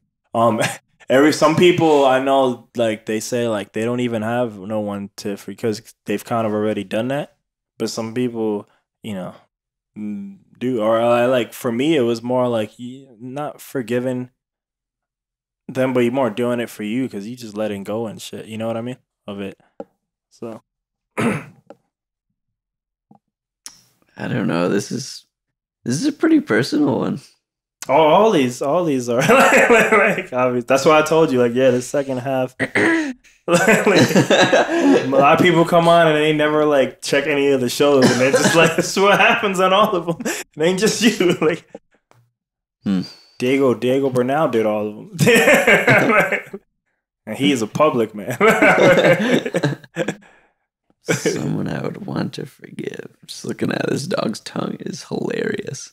Snake style. Kaylin, you missed it. It was crazy. I know he has a funny tongue. She, sorry. I'm used to male animals. No, I don't know what those are like. They're awesome. Are they? I feel like you have to really deal with female animals. Do you really? Like, my mom has had like female dogs, and like they go through heat and it's crazy, and I don't know. I just have male cats. You just get them neutered, they're perfect.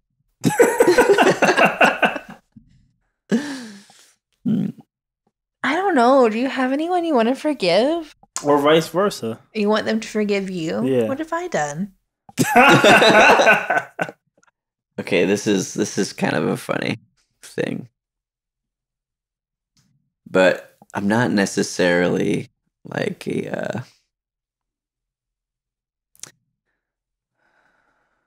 I'm weird socially, right? I can see that. I can see that. Right. So yeah, sometimes I can be really weird with people in public. Yeah. And it's not necessarily that I'm like trying to like make them feel weird or like, like have them feel a certain way about me. It's just that like I'm probably just feeling really strange. Like sometimes I'll go out to shows and like I just wondered what am I doing here? Like I don't really want to be here right now. Especially like when you're in bars. I feel that way in bars. Especially whenever I only know people through being at a bar together, like being in shows together. That's weird. I feel like every bar experiences that one. Like, yeah. I just don't want. It's weird. Like, yeah, I don't know. So I would ask those people to forgive me. Didn't mean to make you. There you go. Or like when I'm at shows and I'm like maybe having an event and I'm like running around, like I'll be talking to someone, but I'll have to like take care of something, so I have to like run off, and they're like, well. I don't know how I make those people feel either. Yeah, it's the same way where I remember certain shows where you always invite people to every show, but certain shows is the one show where everyone shows up, and then they always want to talk to you right after. I'm like, bro, try and make time for everyone, and I gotta like pack up or something, Yep. And by the time you pack up, then everybody left there. Yeah. Yep. So I'm like, whoops. Yep. But all right. I feel like you guys are probably done with that one. Yeah, we're done with that one. I guess that I have a real one. Okay. So for a long time with feedback, feedback was a huge boy club, and I felt it in the presence being there. Like, I don't want to be here.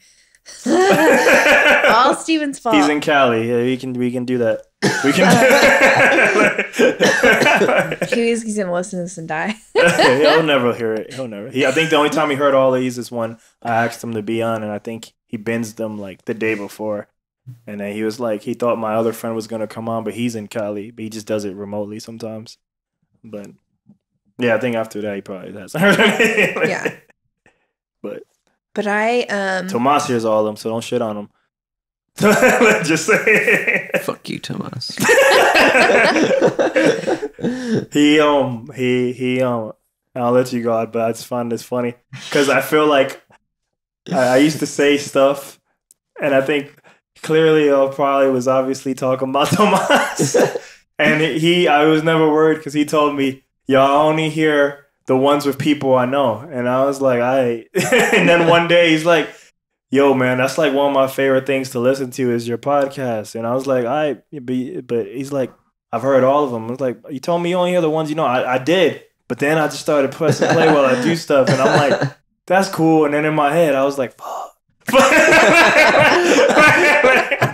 Because a lot on this, I'm at the point in my life where it's like, I ain't trying to be an asshole, but at the same time, I'm like, I'm gonna just say what I want, like whatever, you know. Like I won't say I don't give a fuck, but I don't give a fuck. And then but I'm never saying nothing malice. I'm just saying like, yo, this is how I felt, you know. And sometimes that may or it just might be the uncomfortable emotion of realism, you know. Yeah. But I'm like, all right, that's cool. You probably heard that, and it's probably a few people. But but continue. Feedback Boys Club, Sausage Fest. And I avoided it, and I didn't want to be a part of it. I don't blame you. And I forgive that. But I also feel like feedback has really evolved, and they've been mindful of the Boys Club.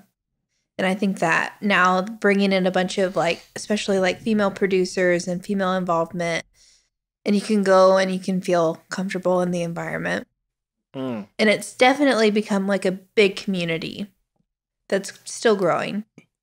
So I forgive. And I'm sorry. The old ways. And I'm sorry. That's but something I felt that. That's something that when Steven brought me on to Feedback Alliance, that, in a bigger way. Obviously I was always involved, but when he brought me on in a bigger way, that's something that I took into account. Probably specifically from Kaylin, because she never wanted to come out to the show. So, and there are female producers. They just don't have an avenue, so if we give them an avenue, we can grow our community in a more balanced manner, So I would ask this, and you almost started answer. You answered some of it right there. Everything I've been into, Boys Club, but I think that was originally just the nature of the beast from society, right? This is going back many years, like basketball, fighting games, and all of gaming, but particularly fighting games. Let me tell you. Yeah. And and I guess producing, not necessarily music, but producing, but I think a lot of that, comes from the society, and then how they're raising, here's what women should do, here's what men should do and stuff. So a lot of those things end up boys clubs because sometimes they just never get there, you know what I mean? They fighting games, that has a huge stigma for being that. And I'm like, dude, if the girl comes here who's badass, let me, she'll get hers. But right now, Soul Calibur 2 was the last time we've had a meaningful girl. Because I'm super elitist with everything. So in terms of a girl, we needed to pay attention. That girl won Evo, which is our championship. I believe she won Evo. She's from France or something. But other than that, everybody else who's a girl has been all right, you're more probably paying attention for the wrong reason, because she's never going to win, just a lot of dudes are never going to, because I'll shit on all of Texas when it comes to fighting games too. Why should we pay attention to anyone from Texas, And I could take a lot of shit for saying that too, but it's true. I'm like, where are you guys when it matters, But I think for a same thing like with the music, like for a long time. So like for Meta or who's the other girl that was? Well, you weren't there. Shit. I think her name's like Caitlyn. Caitlyn Celeste. Mother. Yes. Yeah. Yep. Like Yep. so. Like for people like them. Even she's been around since like the early days of female. I never met her back then. Yep. Like, Yeah. that was my first time on videos. But did you guys have to seek them out, or did they just start doing the remixes on their own? So with Caitlyn, she was dating someone who was a DJ, and then she was also a DJ. So they would like go back and forth, and then she started producing.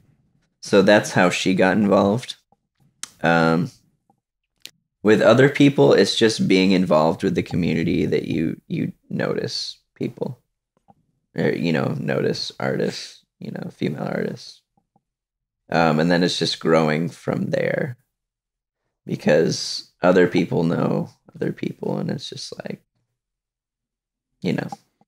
So I don't even know if I even verbalized any of what I was trying to say before, but I basically was saying like I just think the numbers weren't even enough that there was usually so few women doing it in the first place, But I think I've noticed with everything, as more time keeps going, there is more. Probably still be a while before it's 50-50, but I think there's still more. Like there's more and more. Whoa. There's more and more starting to come, but it's still rare that I feel like you might still have to look for it, Yeah. Like it's not always here. Like I said off my head, I can't think of any producers here. I can think of a bunch of female musicians here, but I can't think of one. I'm sure there is one, but she might be in her bedroom or something. Like a lot of us start, Yeah. So some of us never make it past that. Putting a light out, Yeah.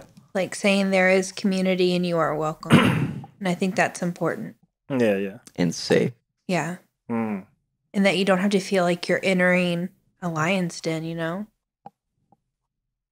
Which it probably feels like. Mm. And I think that in music also with females, like, I don't know, you can be wanted for reasons that aren't why you want to be wanted. Mm. And that's not fair. I answer for all of them. A lot of that was the stigma a lot of the fighting game women faced, and that they were either pretty or just even that they're just girls. They like end up getting attention for that instead of their gaming, Yeah. So, and then that creates both. You get fans, and then you get in a positive light because of that, even if it isn't what you wanted, and then you get angry fans who are almost an anti-fan, I guess, is the problem, because they're gonna follow you because they hate you. I've never understood that part, but I mean, but yeah, that's where you'll get the negative stigmas and all that stuff of the assholes and the real lions, then not just the feeling of it, Yeah, but I feel like that's the wrong analogy because female lions are like the ones that I just used it because he did it. It's his fault. It was me, but I feel like it's wrong Okay, because it's your fault. because female lions are like the pack leaders, and really the male lions are like just there for producing. Yeah. Just gonna sit here. Well, just take over, like follow it to a T and take over. Mm. But shit, my thing more, and I think just so I can be more negative, why not? I think my thing was I had more problems with, and I was, I guess, sort of grateful for feedback for this, but oh man, like you mentioned Andrew, and I always felt like Exploded Drawing and Applied Press were like really closed off. Like super fucking closed off. And I know it from other people who I won't name who try to play Exploded Drawing shows, And it just felt like an impossible show to play. No, it's not. I'm sure it's not. And to be fair, I feel like because of the Red Bull thing and me and Andrew both ended up doing it, I feel like I probably could have parlayed that if I really wanted to play it into that. But when I tried before, like it was just nothing happening, And to be fair, a part of me thinks maybe that's why Exploded Drawing is as relatively successful as it is, because maybe it is closed off, so you're keeping a certain level of quality that type of. I hate that bullshit. Like I'm more like, and to be fair, maybe this is why I suck, but I'm more like, just let everybody come in. You know, like I'm always way more open and feedback. I'd like to think from the outside looking in, or I guess I was sort of in, but on the outside looking in, I felt like as long as you do a remix, you were kind of in. You know, you're in. No, but I felt like as long as you did a remix, I felt like you were kind of in, and that's kind of all you had to do. I'm like, yeah, that's a minimum price to pay, dude. But then I remember like my friend Pagan, like I felt like he did hit remix, and Pagan's a guy. I don't know if you ever met this guy or talked to this dude, but Pagan's a guy who he tells stories, and they're like so amazing. They're like so. I don't know if I can really believe him because you'll literally, as he's telling the story, I will prove to him that everything he said was wrong, and he will have the look of confidence that everything he said was right, and then continue telling you that story. You know, so. But I mean, he claimed that he did one, and everybody told him it sucked, so they didn't put it on his mix. But he's the type of dude that I'm like, I bet you didn't even do it. You know. But other than him, that doesn't sound like it. Yeah, that's what I was saying. That doesn't sound like. I'm like, because everybody else I know who did a mix, like they just got plopped in. You know, they just put it in. You know, and my remixes sucked, and they put mine in. So I mean, like, I know. Same thing with a lot of mine. Sometimes, like, you know, they definitely weren't like probably some of my best stuff. Some of them I did like, but sometimes I was just doing it to do it. You know. Yep. But that's good practice too of itself. But yeah, all the other two that I named, Exploded Drone, I just always felt they were way closed off. And maybe because you guys are closer with them now, like maybe it isn't. Well, I know that like whenever Ben was trying to get on to Exploded Drone, you can stop me if you want to tell a story. But it took years for him to get on that level, and he like knowing that they get so many applications for people, like it probably pours in for them, and it's like they do have to keep a balance. But I don't know. I just refuse to say anything negative about Exploded Drawing or As you shouldn't, because you're a smart person who understands the value of politically correctness. And I lost that like, maybe last year on that Ventura post. But yeah, no, I don't care no more. I don't care about nothing no more. So I just say stuff, and I don't think what I said was too negative even. But I mean, no. I just love it. You know, like I love Exploded Drawing. I feel passionately about Exploded Drawing because I feel like it's such a positive thing in our community. I think it's a good thing too. I just felt like a lot of us felt shafted. Like, man, because I know some of us in the feedback people who tried and they wrote it off because it's just like, all right, it's never gonna happen, you know. Yeah, I know some current people who have written it off, but I mean, I don't know. It did take me a long time to get into it, and the only thing I did was use it to get better. I was like, obviously, I'm not good. That's the smart thing to do. Obviously, I'm not good enough yet. I'm just gonna. Keep submitting. And then also it gives you a goal. It's also, I just went out to every single one and I supported it. Sis, that's everything you did. Smart stuff. I'm just petty. I was just like, why is this working? Fuck you guys, all right? Yeah. I'm going to just do my own thing. But whatever. But no, it was just those things I noticed. But I just think feedback has just had the... We have an open door policy. Yeah, sure. The struggle has been more in like having consistent night or this or that, you know. That has been the more thing. With all of them, the other two have had their ups and downs too. But so I think it's just hard in general. Yeah. I think most of our energy is put into like our internet presence. You know, it's because we get more, I don't know. Like, our monthly at Plush did really well. I played. That's the only time. Someone was at Bragg Lights. Jenna was at Plus tonight. We were saying some stuff about it. I played that again before Capiac. That was a great show. I loved it. It was me, Tommy Wong, and Matt. I wish I recorded that one. I was there. You were? Yeah, that was so good. That was not all of them were good, but that was a good one. That was definitely yeah. Because I loved my group because we were very jazz influenced to the point where we never practiced shit. And I always said that gave us probably a ratio of 80% of our shows were really good. And when they were bad, man, did they suck. But that was a good one. Because there were some bad ones, let me tell you. Jack's Patio, that show sucked. That show sucked. I know it. Spider House, the second episode, that show sucked. That sucked too because that was the only one like Devin, you know? He's the only one he came to. So I'm like, man, he probably has the impression like this group sucks. You know? Like, I don't blame him. But, Oh, man. But I mean, like, yo, man. Like our final real show, St. Patty's Day last year, right before Henry and the Invisibles. We godlike shit. Godlike shit. That show started off empty. It ended with people just dancing their ass. It was fucking amazing. Awesome. I was like, this is a good way to end. Then we played once more, like, because someone tricked me into it. Sucked. Sucked. It's fucking sucked. It ain't suck, but it's you got tricked into it? I mean, the drummer...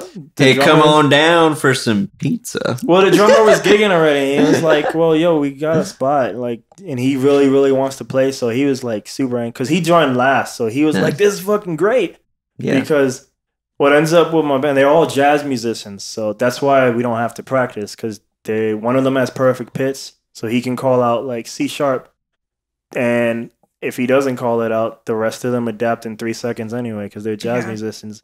So everybody's scared in the beginning, and once they realize you can do whatever you want, then they love it because every other band gives you directions and shit. So like, my trumpet player says it's both the hardest and easiest job he had because I don't know what to do because everybody else gives me charts and you don't give me shit. And it's like, so it's like good, but I'm like scared. Am I doing too much? But the drummer loved it because it was I guess he could practice chops. And not get penalized for overplaying or something, you know? Yeah. But he joins last, so he's like, he got a taste and he was like, I want more. And I'm almost doing it more for him than I really wanted to do it. And I think you can tell. like if you were there that night, you can tell, like, he's just phoning it in, you know? Yep. So, I don't know why we got there, but. But as you can tell, every answer I'm just going to tell them about me. It's your podcast, man. Yeah. Where you see yourself in 3 years? That's a hard one because we're so in transition. Yeah. Where you want to see yourself in 3 years?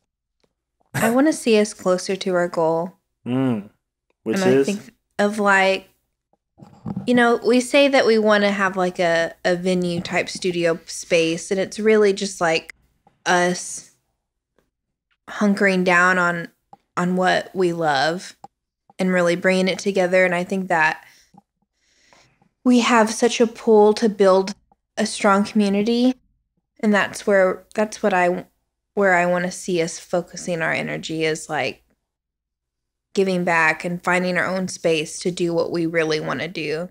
I hope you guys do it. And I would like, because everyone fucking ignores this part, but maybe it's just me because I live in this little online world. That's why maybe I suck and don't know nothing about San Antonio anymore, but because I live in the internet now. But yo, man, get some badass internet in that venue and stream the fuck out of everything, man. Because I'm telling you, man, it'll turn into its own little, maybe not be as big as Low End Theory, but it'll create the legend same way. I don't know what's going to happen to me. I don't know where I'm going to be. I don't know. But right now, like, I feel like we're on the verge of doing that with the house tomorrow. And it's just a house. But I'm like, it's a house. Everybody who lives in there is a form of a musician. You know, like, so they're all like, what? Yes. Weeklies? Yes. Like, let's do it. You know, like, And, you know, we had like 11 people watching last time. I mean, like, who knows where that goes? Maybe it goes worse. Maybe it goes more, you know, but it's the legend, you know, and like, it'd be cool if we could grow. Imagine like 500 people watching online and still just a house. But we got this fan base of people in Japan, Korea, and all this shit watching, you know? So, I don't know. That's just me. Especially stream it. Yes, stream it. Stream it. Well, I think that that's a part of our, not, you know, necessarily just streaming, but having a space for people to do things like that, for us to have ideas and be able to put forth action because we have the space. Yeah.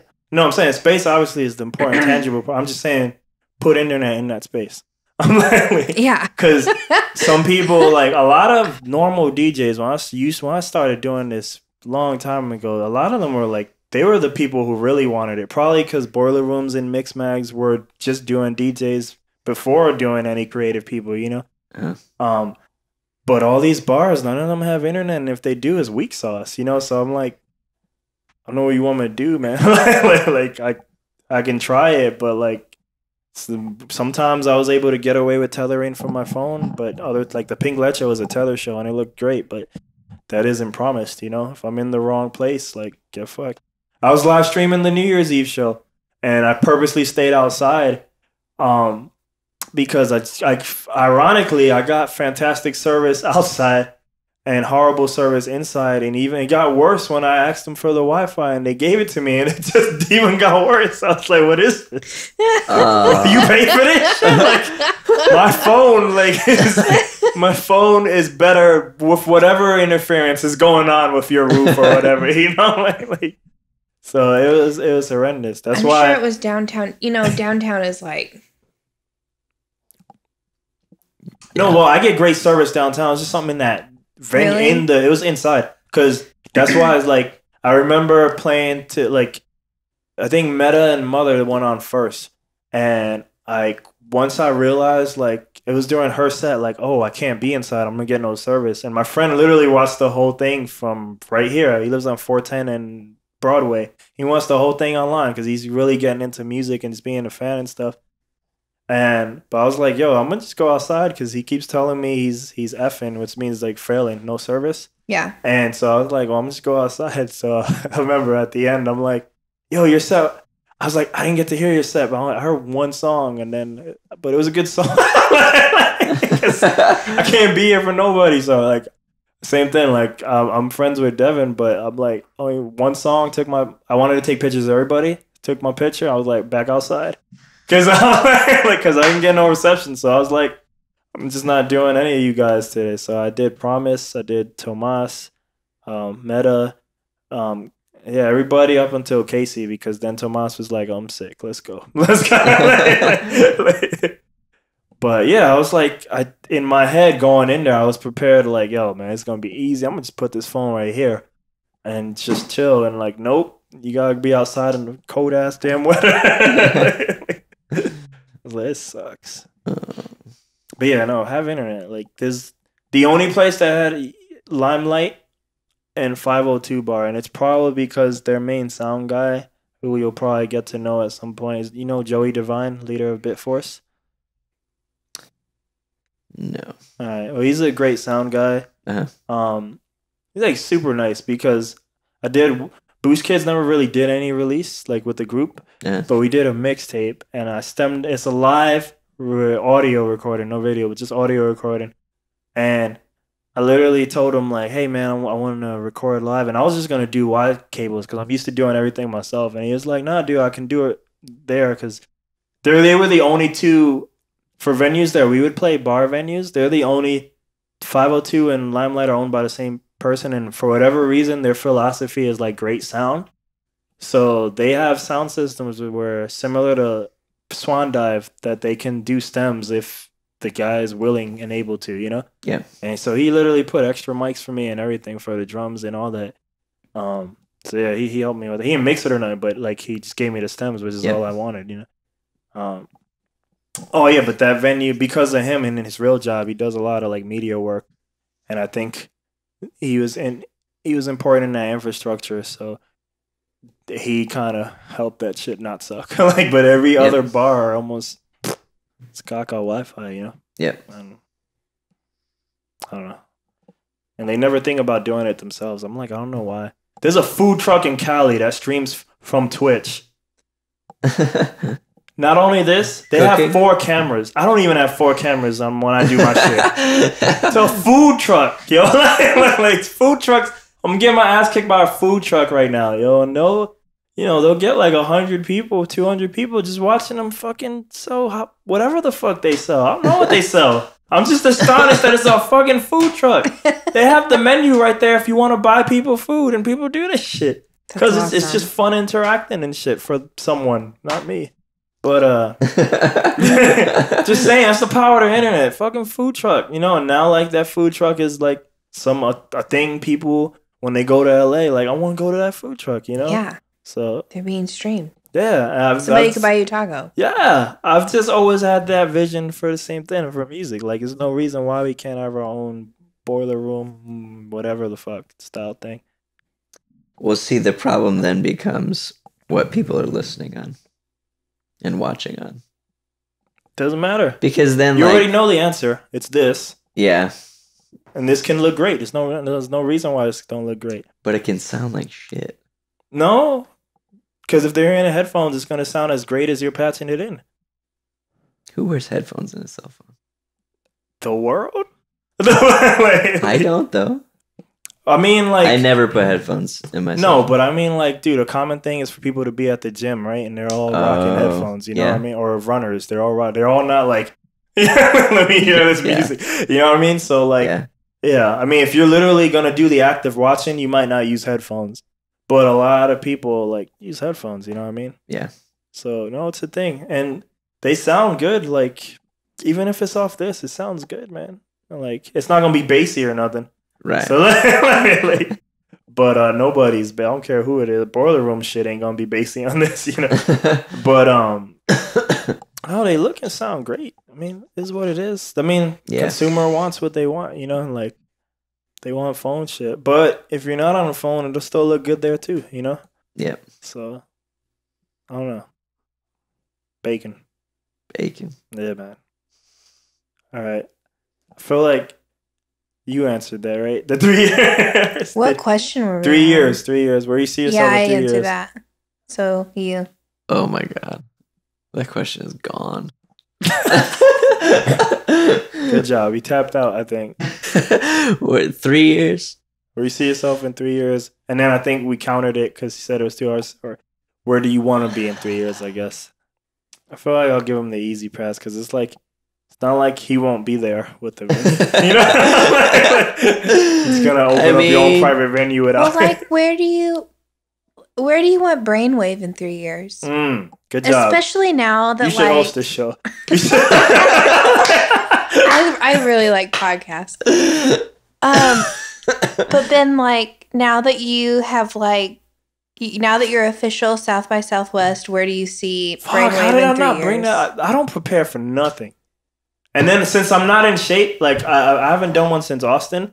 If I was, I'm not quick at all. That's great. Good job. Well, the South by thing. Certified official. I should have introduced you like that. Well, I don't do introductions, but Brainwavve certified official South by Southwest. Blessed. I don't know. Because I don't really see like anything big happening. That sucks. You know? Don't do that. Don't do that. You know what I mean? It's just like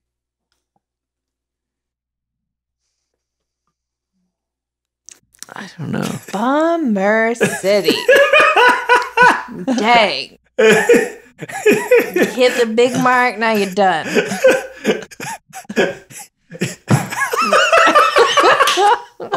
Yeah, you just made South by. What's gonna happen to your career? I'll see that.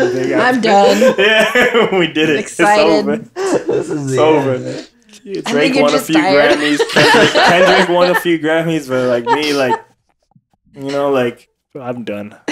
I don't know. I'd like to start making money off music. There you go. It's not going to be doing Brainwavve. Why not? Necessarily. Like, it doesn't have to be, but why can't it be? I don't know. I've just never felt like I'm gonna be this famous, you know, music artist. You know. Well, that's subjective or objective. One of those objective things. It's like tours all the time, and you know, I don't know. I don't want to be the artist that like that has to like be a road dog, Mm. you know, and that's sometimes what it takes. I'd rather be an artist where maybe I get big enough to be flown to LA or, you know, to Chicago or something, you know. But I never really want to be a road dog, because it's no mystery that that's a hard life, you know. Or just a different lifestyle. Especially when me and Kaylin want to have a family. Yeah.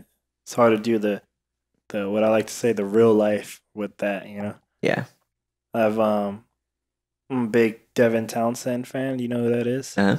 Yeah, I have his book. Still haven't read all of it yet, but I mean, I think he started talking about the relationship he has with his wife, and yeah, like he goes on the road a lot, and I think, you know, she's not always there, you know, like.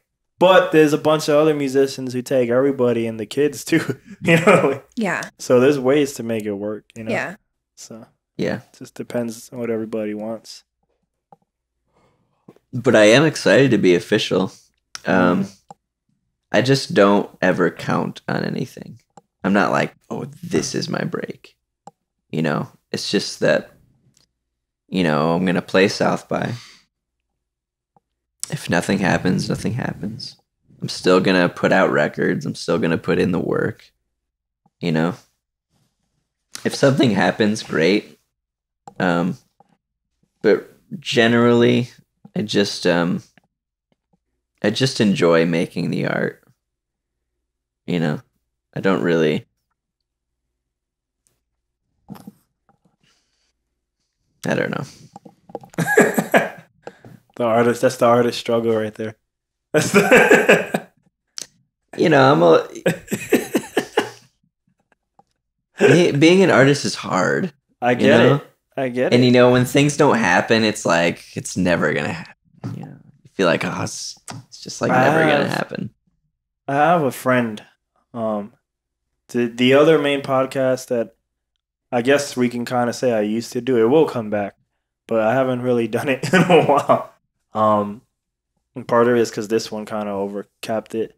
But I've known that guy since first grade, and I'll probably know him for the rest of my life, I imagine. And I've only seen him once since 2003, but we're just like little girls. Like, we just talk. And his wife calls me Boquisha, like, because we just talk too much, you know, because he'd be on the phone and it's like he's talking to like some dude, and it's just like, this is just what we did since kids, you know.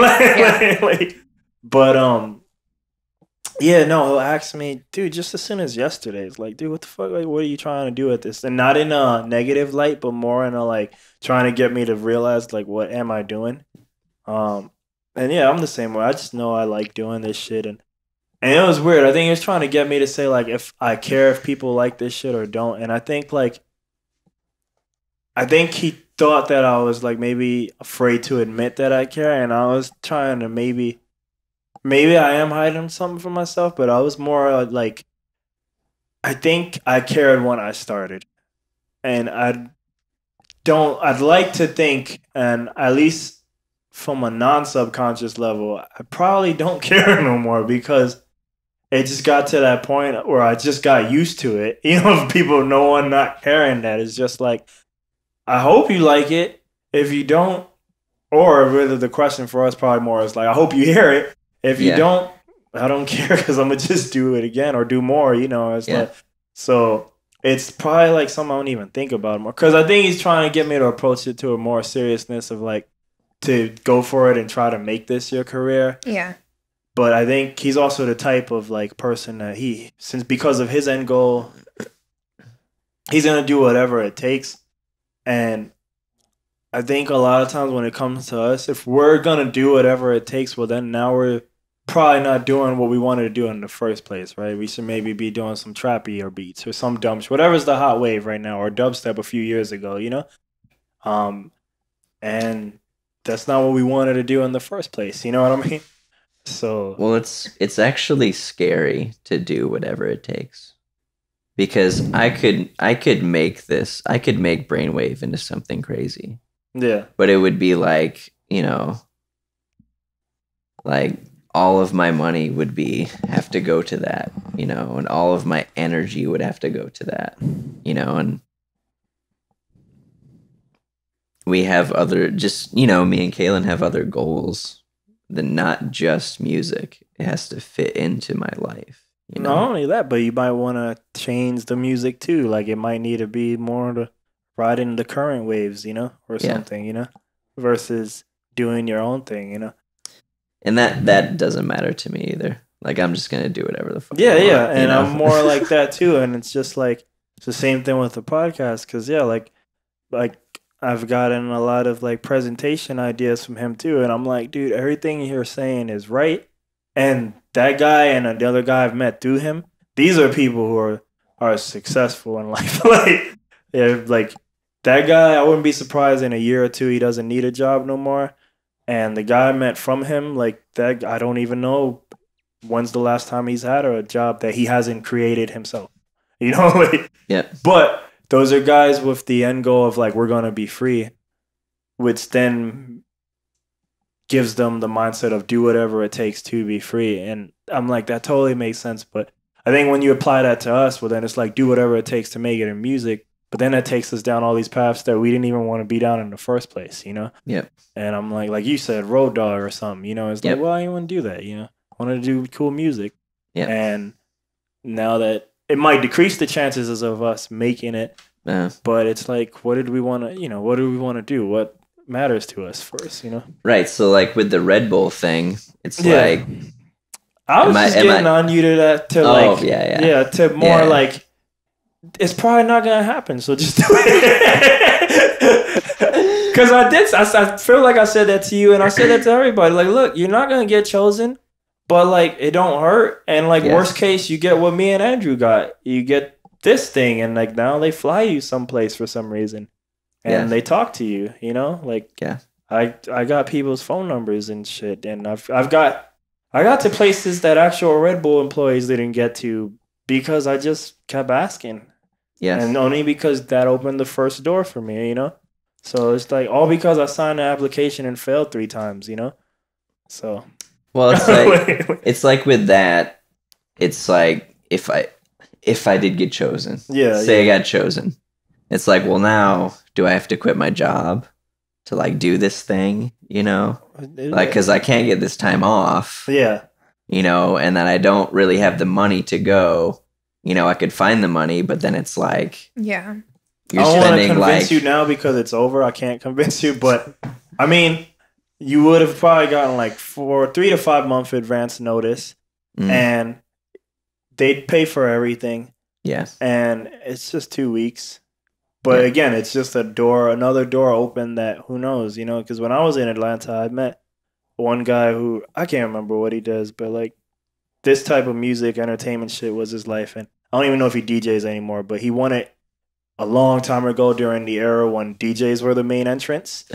And he was like, yeah, dude, that got me into this, you know, door. And then like I met all these other people and blah, blah, blah. And it gave me this network. And now this shit's my life. And Party City, yay. You know, like, so just like that too. Just like that. Party City, man. Yeah. I don't know. It was like 3 a.m. It was like 4 a.m. in the back of a car with some top tier Red Bull guys. I think the guy who runs, I forgot his name. No, I remember his name. I just forgot his role. He runs some heavy shit in this music thing. He's like one of my actual bosses who I should probably never meet. Like because he would be like, I guess on the pyramid, like really high. And probably didn't meet him. He probably don't remember me that way. You know, like, but I'm also in the car with this crazy dude. Won't say his name, but he has an important role in Day for Night, and he's just making a fool of himself. And in my head, I'm like, pretty sure you're only here because Day for Night is important, and they're willing to put up through your shit because of that. Because man, you are an asshole. Like that's what I was thinking, man. Because he was just like annoying to everybody and interrupting Red Bull people. Like they're talking to people trying to network, and he's like, "Yo, blah blah blah. You got some like coke or like ask them for drugs, like in front of people and like in parking lots." And I'm like, "Yep." Like probably just because of your day for actually. Oh man, like, that's the power of if you're high enough to tolerate, people will tolerate. Yeah, like, exactly. But you can also tell no one was happy with it. So do you have to drink Red Bull all the time or what? No, Because I never. Back in the day, yo, when I used to get, I'm supposed to meet with one of them in like a week. And it's just friendly stuff. It's not even like anything. But maybe so they usually give it to me. Yo, but I don't drink Red Bull. I don't drink that shit. I don't drink that Hell shit. no. The only time I drink that shit is at an RB party, which is not even. I'm honestly, that thing's probably done for me right now. Like the people I know, I probably still know them because I know them already, but it's probably over. Like because that whole thing is starting to shift, and then literally I did it for 2 years, and it changed from being really local, which is how I got to know all the cool Red Bull people here. And that first year was real good for me because I got to mess with people here and mess with people outside, and then. They kind of changed the whole company, pyramid paradigm, whatever. And now, like me, Andrew, Rob, we all have the same boss now, and he's a guy in Dallas. So now, how am I supposed to build like a real relationship with you, right? If you're in Dallas, versus when it was this girl in San Antonio. Yeah, I'd call her, text her, invite her to places, and it was person to person. Like everybody I know in San Antonio, if it wasn't for that first year, if the second year was my first year, I probably would know no one here. Yeah. They probably would just give me some Red Bull and that was it. And I'd probably have zero relationship with anyone here, Yeah. Because it's a guy 4 hours away who I only met twice. And that's it. So, I mean, I think that's probably done. And, like, because he's in Dallas, like, unless I just force it, like, I'm never going to have no real relationship with that guy, versus the ones I still have with the old people. So, yeah, I think that's done. But I only really drank it at RB parties, and it was only like if someone gave it to me. Like same way, like they always want to give you a drink or something, and I was like, whatever. Like I don't really want it. She used to call me, the original boss here, I think courtesy drinker. Because every time she would introduce me to all these like powerful people, and they would always want to give me a drink. And he's like, he's a courtesy drinker. Like I was like, I've never heard of that before until now. One South by a few years ago, played a show with Dacos. Okay. And he bought me a beer before he went on stage. Yeah. And I was like, oh shit. That was before I started drinking too. Yeah. And I still don't really like to drink, but like me and Kaylin will share a bottle of wine. But like he bought me a beer before he went on stage, and then I didn't drink it. Yeah. I gave it away.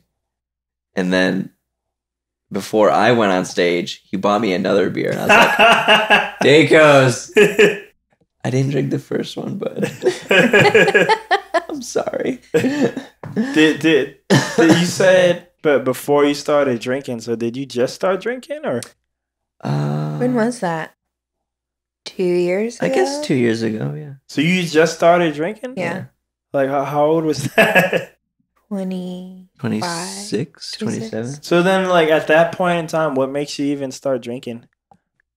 Why not? Damn, yo. Can't get shit from you. Why not? Okay. So, like, as a kid... All right, do I need to ask the reverse one? Then why didn't you? Like, why didn't you drink? As a kid, I claimed straight edge. Okay. So for like 11 years, I was straight edge, didn't do drugs, didn't drink, didn't do anything. But it came to a point where it was just like, why am I not doing it? Okay. It's just, I wanted to experience it. And you take that first drink, what do you think? I mean, generally, it's pretty awful, but... Right? What was your first drink? Was it wine? I don't even remember anymore.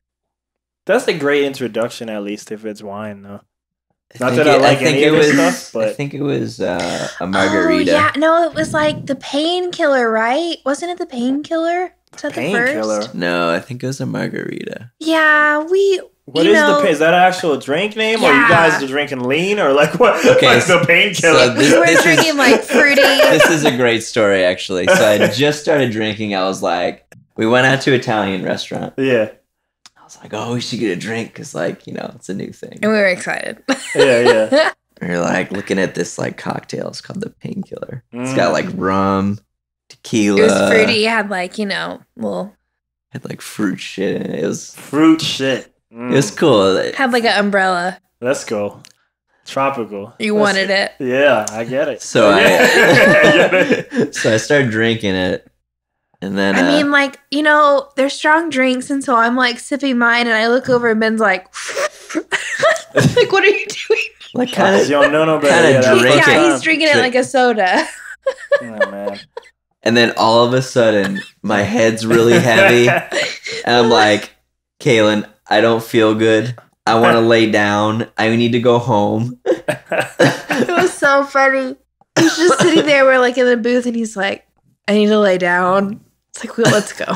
I think it's like super rare to meet people who's had their first drinks when they're older, but I've rarely seen the person or met the person who's like, yeah, this is great. And not even at the first experience sucked, but like, yeah, this is great. I feel like everybody's indoctrinated so young that it just doesn't even matter no more. It just becomes habitual. I mean, like, I think my first drink was probably like grade school. And it's just because we used to do like Royal Rumbles, you know, wrestling. So we used to do Royal Rumble like it's just like, I guess the same way backyard wrestling, you know. We would do that in my friend's basement, and his parents wouldn't come home till the evening, so we would do that. Sneak their drinks. Yeah. What? Would you sneak their drinks? We just really wanted to wrestle, but like one time we're at the fridge and we saw like they had stuff in there, like just beer. Yeah, I think it was something green, where it was Heineken, Dos Equis, one of those things, you know. And we were like all excited, and I was like, "What the fuck is this shit?" And like unlike you who just bombed it, I was like, "Fuck this," and I just like gave it, and someone else just kept drinking. But like, and then who knows? Whenever I have more drinks, like it just never changed. Yeah, I've never had where it's like, well, I'm not where I'm happy I made this decision.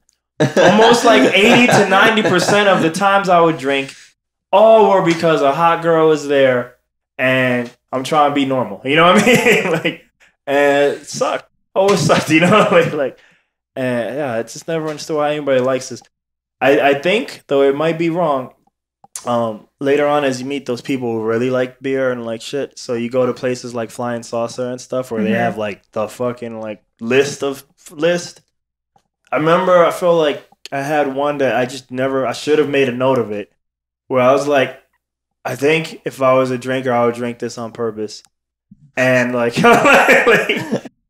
and I don't remember what drink that was, but it's never happened again because everything else is just the same thing. Like, why would anyone drink this shit on purpose? Yeah. Yeah, I definitely don't drink beer. Yeah. It's like wine and margarita. Margaritas. Yeah. Yeah, my poison is milkshakes. All about milkshakes. Big Amy's ice cream fan. Most people know that. Love. Definitely know that. I think you post about it weekly. Especially if you follow me on any of the 24-hour socials. So like, I think you say meet me at Amy's ice cream. I do. Because it's worked. People have done that. People have come out because like I wrote that. I was like, well, I'm just keep doing it if people are gonna meet me. I used to like make Instagrams of this shit. And many years ago, the staff at the Austin Amy's 6th Street, Norton Lamar, they knew me. I've never lived in Austin in my life, but they were like the milkshake guy. Like that's because I always get milkshakes, you know, and they knew me. And then once, you know, people come and go, then they never knew me again. But those 3 people knew me, you know. And yeah, like you would just always get to talking. We just catch up with our lives. And same thing. I now have a second generation here at the quarry that many years ago I knew staff there. Then everybody, you know, keeps moving on with their life. I now know the staff here, you know. And one of them's so nice that she gives me like 50% off, you know, because I just come there so much, you know. Yeah. So yeah, it's happening. Even people who don't like me, like who work there. I think sometimes they don't like doing milkshakes. It's usually guys who I maybe didn't like ice cream but just wanted a job. Yeah. They're like, fuck, yo, like they're like, let me guess, you get a milkshake, right? You know, like in that tone and everything. And I'm like, yeah, you know it. Man.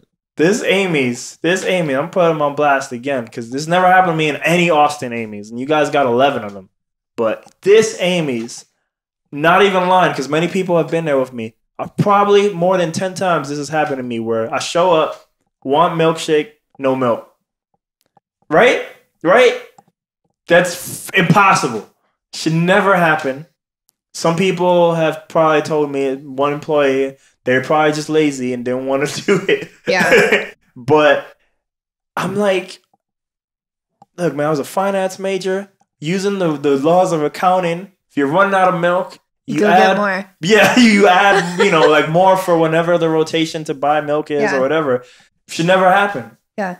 I don't know how that's a fucking problem here. And it's like, it's not like once. It's happened like double-digit times, dude. We might be near the 20s. Aren't they like, no? We might be.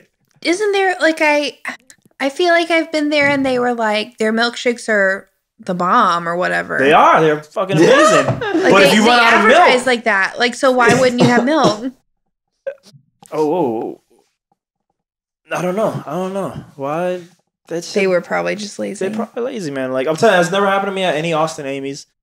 But yeah, like, a lot of times those guys who've done it, like, they just look like people who don't necessarily want to be there, which I get it. I hate my job too when I had one, but I mean, yeah. Fuck Amy's. But I love Amy's. but yeah, like, if you run out of milk, I understand. That's the struggle. All right, let me hit you with the next one so we can wrap this up. We almost getting there. This is what is the perfect day? I don't want to hear no bullshit. It's an easy fucking question. I love exploded drawing days. Really? Exploded drawing Fridays are one of my Show this favorite to everybody things. at feedback. I'm gonna show this to who doesn't get to play that show. Is that wrong of me? No. I it's just not found that. I wrong. just literally am. There's so many things you could have said I would have never expected, but I really didn't expect it. I love it. Continue, keep going. Where it's like Friday and you work and you're like, I'm gonna grind until we get to go party with all my friends. Yeah. It's family reunion. And it's just feels good. See all your friends. I'm all your probably buds. just a piece of shit, man. I just sucked at the community building or something. I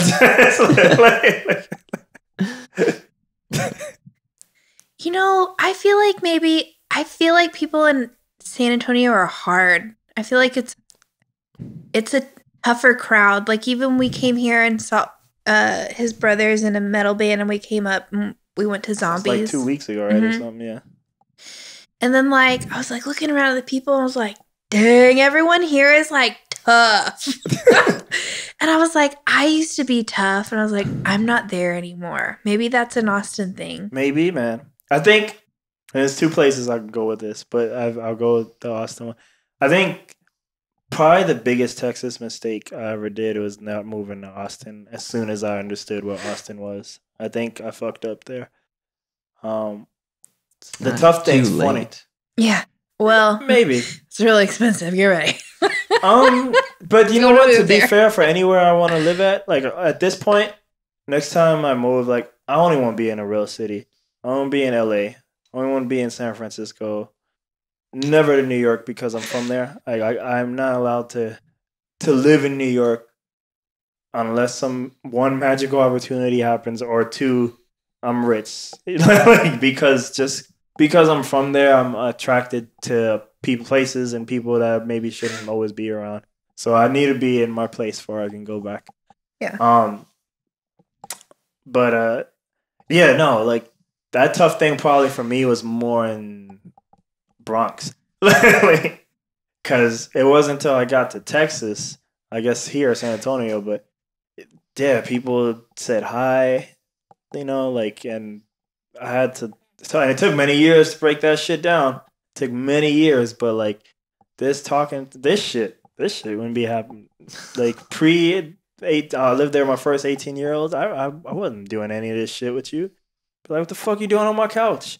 You know, At my house. It wouldn't even be like angry, but it's just more like it's weird because now like after being here and there, it's like it might appear like we're angry. Not angry. That's just neutral.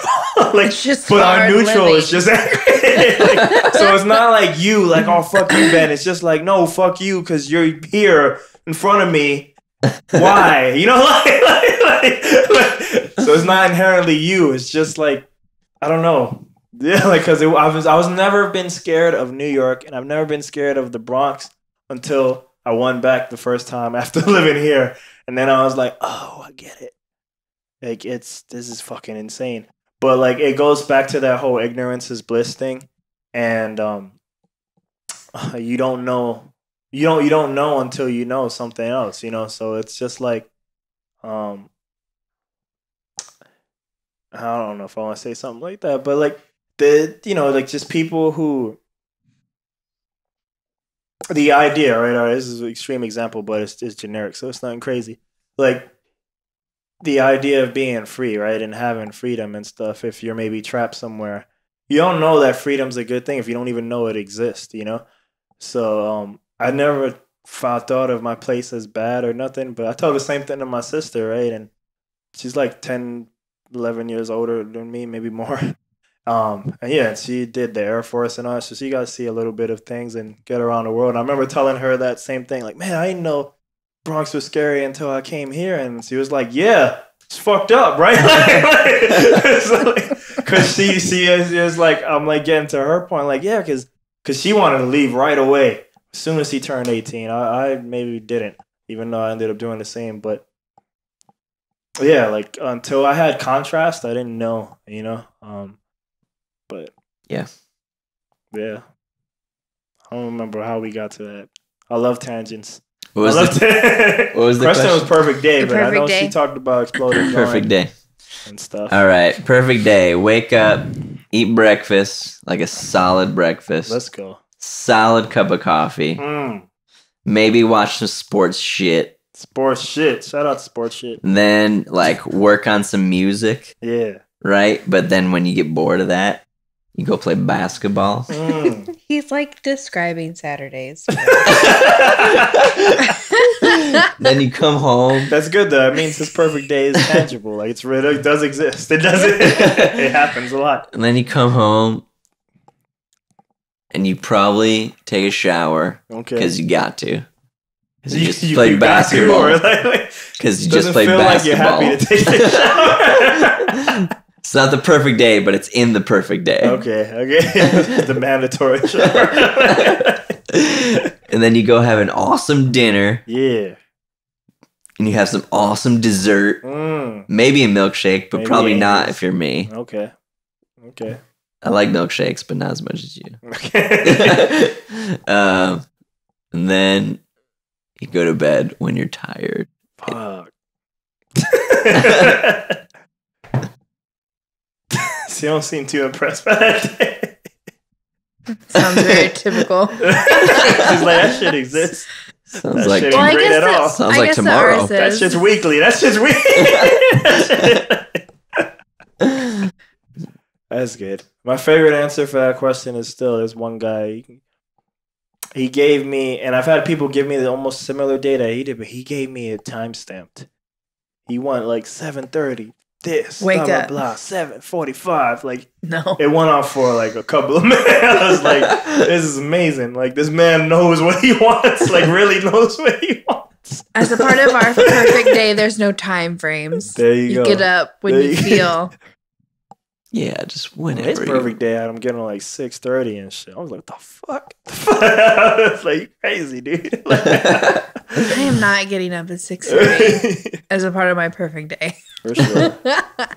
Let me see if I can ask this one correctly. Where does the will to carry on come from? Love. Does it? Oh, damn. All right, keep going. Well, like I have a strong belief about negativity. Okay. I lived with a bunch of friends and like I just noticed that negativity was drowning me and it's easy. It's a real toxic thing that you can get. Like it like slimes you, you know, and you have to like purposely put your head where it needs to be positively. And I was like, can we like even we're just, you know, sitting around like watching TV, just like dogging everything. And I was like, can we just stop? Can we just stop dogging and like see how that goes? And like see how we feel after and see if we feel a little bit better and see if we get something accomplished. And like it really changes your life. And I think that love is like I want to, if tomorrow is my last day, I want people to look back and be like, she was positive, like she was led by love. And if that's all I have, then that's okay. That's easy for me. Because I feel like I try to keep my head in that space as much as I can. I feel like he ain't even ready. I'll let you. I'm sorry, I didn't even let you finish the question. No, that was great. That was great because some people don't even like. That's not enough for them. That's why I go a little bit more. Similar to like when I asked the loved one, you wanted more, you know? But I was like, fuck, I don't have no more. So the more after that is just more like giving people leads so they can find something to tug on to talk. But that's why I was like, keep going because I don't need to say no more. This never happens for this question. But I think in recent years, I've done a good job, even though I probably hated on some things in this podcast. But I've done a good job of trying to focus more because I'm aware of that. And a lot of that might be just the New York mentality. I don't know how these upstaters are. Southerners? Yeah. Yo, I'm literally from South Bronx too. So I'm actually actual southerner even there. But I don't know how it is up there. But yeah, part of that anger thing is like a lot of fucking negativity that again we're not even aware that shit is negative. You know, it just is. And I think I saw a lot of those things through that light here when I'm living here, and that probably could have been part of why I had such a tough time here too, you know. But I'm trying to find that like dichotomy, or I don't know if that's the right word, but the balance of because I don't want to go full on hard pot because I'm like, with that guy I talked to from first grade, I'm like. Sometimes I feel people just be liking shit because it just doesn't matter, you know? Like, I'm not even just talking about music, just all media, you know? And I'm like, it's got to be some type of critiqueness too. And then just from being in New York, like, yo, hating's a part of it. Like, and it's just less about hating because that shit sucks and more like, yo, it's funny to make fun of that shit. You know? like that shit, like, those make like less on this podcast because I try to do this shit like I'm doing, but more on like the other ones. Like I got ones. The other ones are more like either New York friends or other friends. Like yo, let's just comment on fucking Marvel movies and shit. You know, it's just a bunch of junk. You know, it's just us just saying stuff. And I'm like, that's just more out of fun and shit. So it's like I want to lose all of it, but at the same time, I'm like. I don't know. I think things like meditation and yoga and stuff have helped me try to get on some right path or something. Yeah, but it's like I don't want to lose all of it. I'm like some of that shit is funny. It's funny. But just kind of like lighting the load, you know? Yeah. Like those people that I brought up, they're never not going to be negative, you know? No, I get it. But I wanted them to see like just stop, just see how it goes, you know? Like, let's just, even if it's an hour that you're like sitting out here with me, let's see what happens. Yeah. Because it affects you. It affects your whole person. It does. It affects your mind. You carry it. It's baggage. It's heavy. No, it is. I think in the last maybe like year, like sometimes I feel like I know probably the least amount of people in San Antonio that I've ever known. And like that doesn't mean to say I know a bunch of people, but in terms of like people I'm hanging out with, it's like really small. And I think maybe I can only put it in perspective now, but I look at the people I hang out with when I'm not in San Antonio, when I'm in Dallas, Austin, or Cali, like I guess LA. I'm hanging out with all these people who are trying to do stuff or doing stuff, like some type of entrepreneurial thing or something great, you know? Huh. And I noticed maybe because I don't know why it happened, but in San Antonio and definitely in New York, in the Bronx, like I guess it's more like, yo, we grew up here, we are here, you know, we are here. So I'm like, I don't have that here, you know, like I only have that in all the other cities, and I'm like, I get think, that here. Yeah, so like that's probably another reason. Like it's just my experience. So like removing myself from the music scene here, dude. Honestly, like I like San Antonio. Like, the minute I did that, and I was like, oh shit, I guess it was just that pocket, you know. And to be fair, like it's like I've seen other stories. It's primarily just that music scene that I was a part of that, and like because there's a bunch of other ones that because one I probably joined the wrong one, and then two there's just a bunch of other ones whether it's different genres like the metal ones or just other things like that I just never even got to interact with because they're not necessarily on the strip, you know. Yep. But yeah, that shit just wasn't. I guess that just overall probably wasn't like the right place for me. You know, it just took me maybe a lot longer than it should have for me to notice that.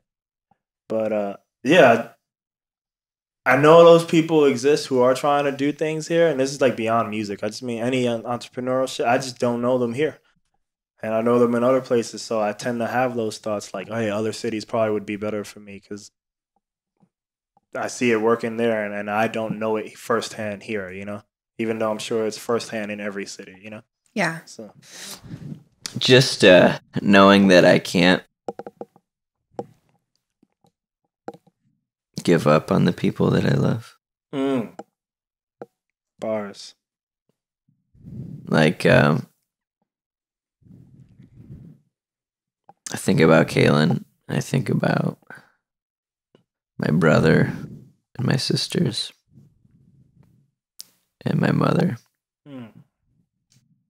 And I need them, but I think they need me too. You know? So. All right. Yeah. This is the last one. It is a 3-parter though, so. So is it 3 or is it 1? No, it's the last one. I asked it. Usually I ask it, and then everybody forgets it, so then I have to ask it by part. So there's all of it. It's called I Like, I Wish, I Wonder. I like that I did. I wish I had done. I wonder what would have happened if. So I like that I did.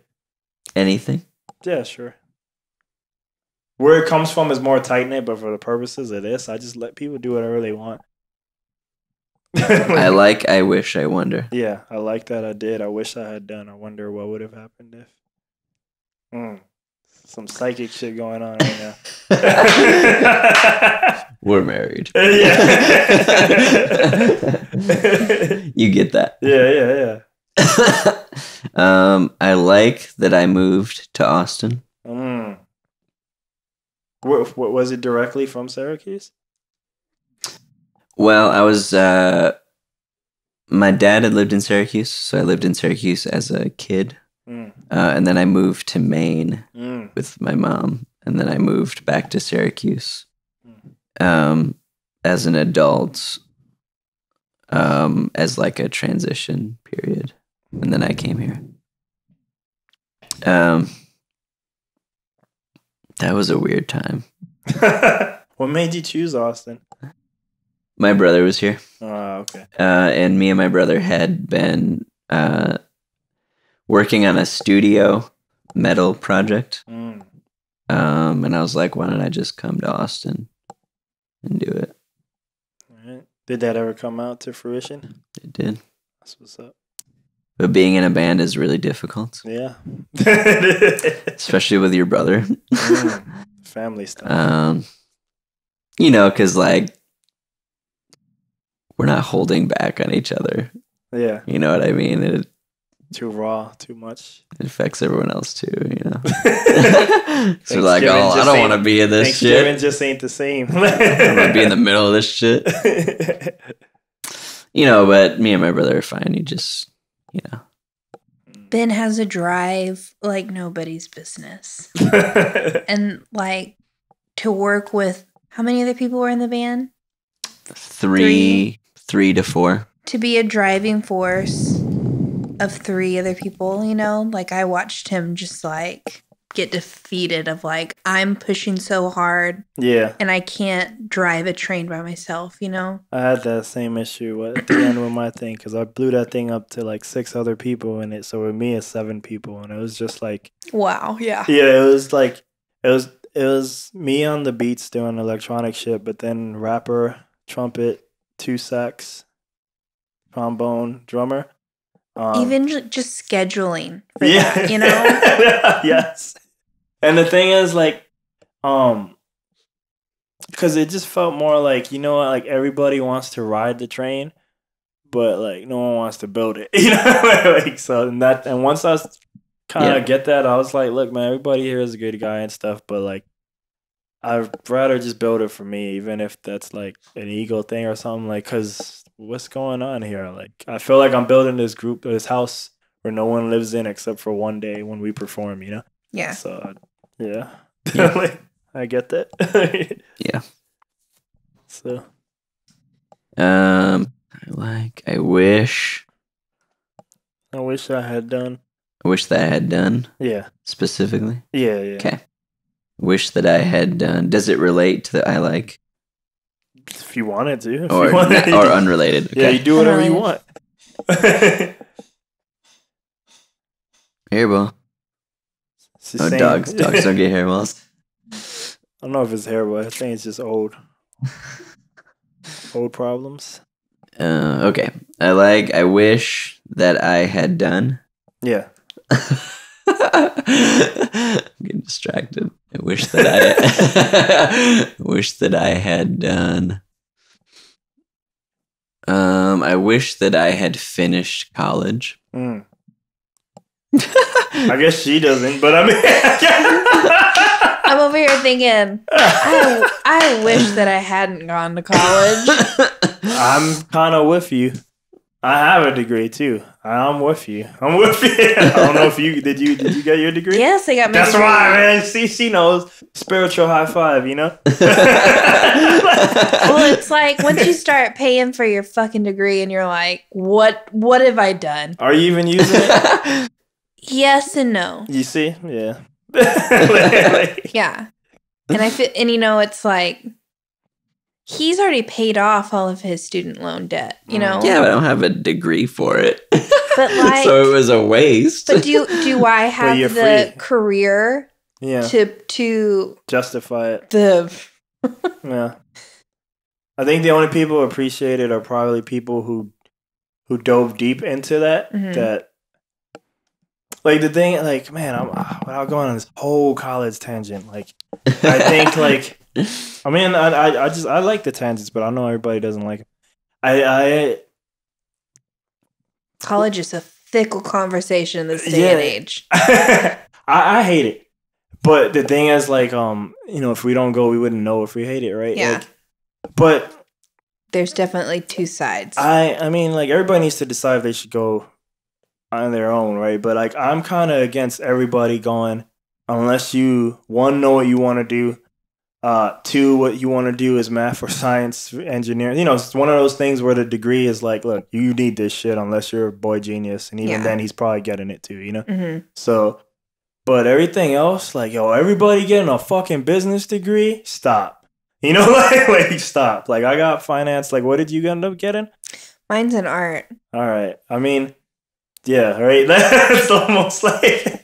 So it's just the same as mine, right? Yeah. It's just the same as mine. It's like so many people have it and there's no market. And it doesn't, like, because there's people with portfolios that would just crush your degree, and so you didn't even need the degree. And then you get out and they want both. Yeah. And you're like, what? Because some of those people whose portfolio maybe isn't godlike enough, those are the people they want both from, Yeah. Because, I met people in marketing at my last real job and graphic designer, but she didn't have the 4 years, and she made it seem like it wasn't the easiest thing, the easiest path. But I bet you if you're at top tier, like if your shit is just that shit, no one's gonna give a fuck about your degree, Or they'll send you. Yeah. But it's like, will you even get that opportunity? Yeah. Sorry. No, this is good. This is what it's for. Yeah, man. This is opening up conversation. Yeah, fuck college. You need to just go. Like I was saying, you just really need to know what you want. Yeah. Don't go just to go, because that's the real reason why I went. I went because I was supposed to go to SAC initially, and I didn't want to go to college, but everybody's like, you got to go to college, so I went, right? And then my counselor's like, you going to what? Like, he's in Bronx, so he doesn't even know shit about San Antonio. He's like, dude, you good enough for a real one, so I don't even know how. I don't know if he did it or if I did it. But because of his convincing, I end up somehow at UTSA, and they take me in, you know? Mm-hmm. So I start there right off the bat with the I don't live here fee. You know, I'm not from here to Texas, whatever, resident free, you know? So out of state. Yeah, so that first year sucked balls, you know? And then I'm just going because this is what you do. This is the next step. I didn't want to be there, never finding my major. And then when I finally found something I wanted to do music. My mindset was definitely weaker back then. My mom didn't support me. She gets mad when I say these things, and at the end of the day, everything's my fault. I get that. But I'm like, at that point in time, I just wasn't strong enough. So like when she's like, how are you going to make money off of this? Like that shit really affected me. And so I just never ended up doing it, you know? It's still my fault I didn't do it, but that was played a part of it, unfortunately. It wouldn't today, because now I'd be like, thank you, Ma, I don't care. You know, like I would just do it anyway. But back then I wasn't strong enough for that. And so I just ended up at finance. I was watching CNBC one day, all these guys look rich. I wasn't. And that's literally why I did my degree. Yeah. Horrible reason, you know? And I know a lot of people in the class I came up with who are doing fine, but those guys really liked finance, you know? Yeah. So if it's something you like, then it's great, you know? But if not, and then with the music stuff too, if you do that, it's like maybe art, like maybe, I don't know if there's the right art degree for whatever you wanted, but like for some of the musicians, like I think sometimes we just want to stay home or something. Like that school for music was only good for either one, being a teacher or a vocal person. Everything else, nowhere near as strong. But their vocal teaching was real good, and primarily their number one was pumping out like band director, teachers, whatever that thing is. And the ones who wanted to be band directors, they kind of like maybe doo-doo musicians, but they, you know, they've passed and stuff. So most people are really happy right now, and they like their life. But the ones who really wanted to be musicians and became band directors, not happy at all. Because one of them was one of my band members, you know. So I would see it on like firsthand, like how much he's just not enjoying it, you know. Yeah. So bacon. So school, it can be a rocket ship, but I think you need to know what you want. Yeah.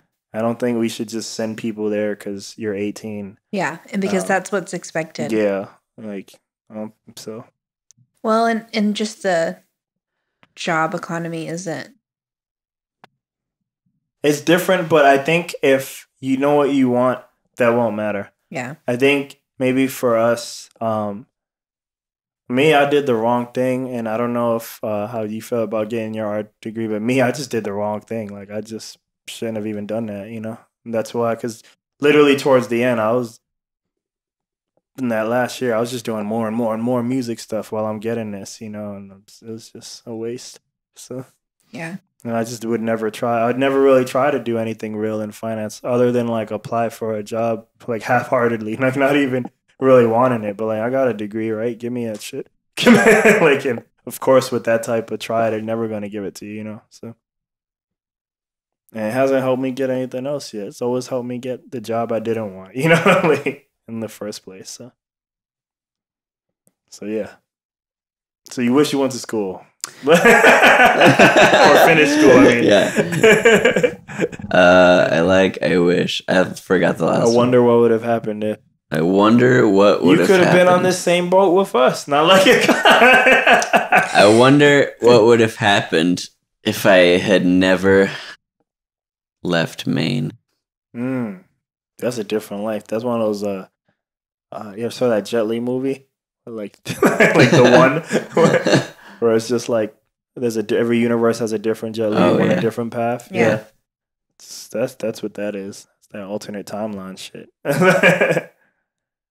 I mean, I graduated high school in Maine, and then I was like, wondering what I was gonna do. I was actually never gonna stay in Maine. I never wanted to stay in Maine, but just because you want to leave a place that you grew up in doesn't mean that you do. Yeah. But I was never staying.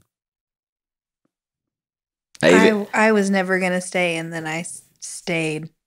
I even broke up with this girl I was dating for a long time because I knew she wanted to stay, and I was like, I definitely don't want to. I definitely don't want to stay. So wait, where do you guys meet then? In Austin. Okay. No, because you mentioned, what did you just say, that you didn't want to stay, or? Well, whenever I was growing up, I wanted to move to New York. Like, I wanted to get away from everyone. Okay, so where are you from then, I guess?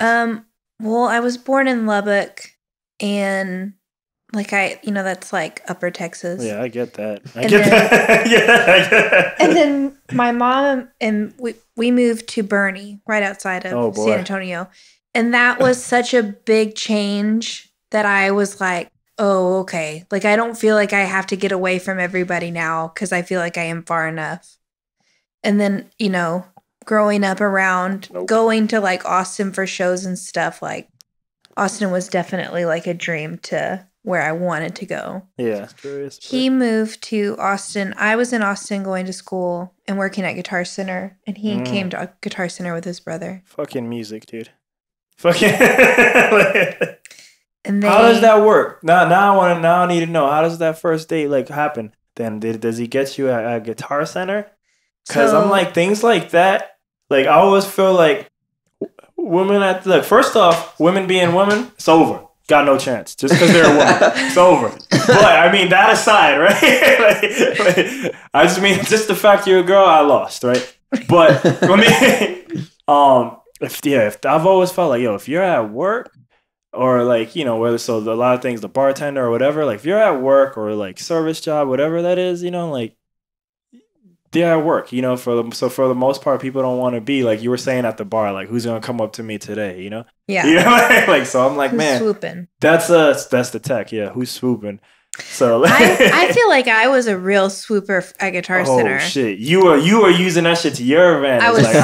Any musician, I was like, come over here. Because you know what? Discounts.